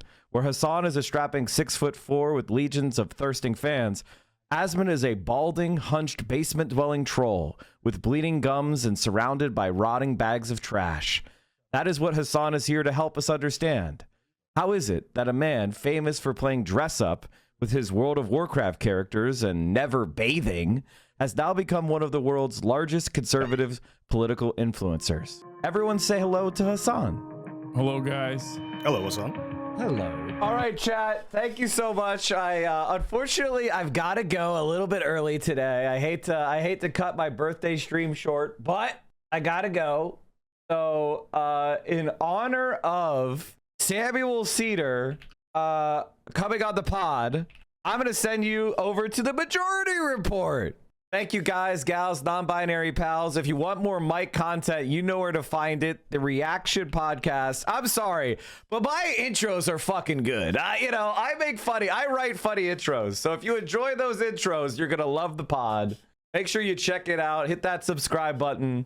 Stay safe. Solidarity forever, my friends.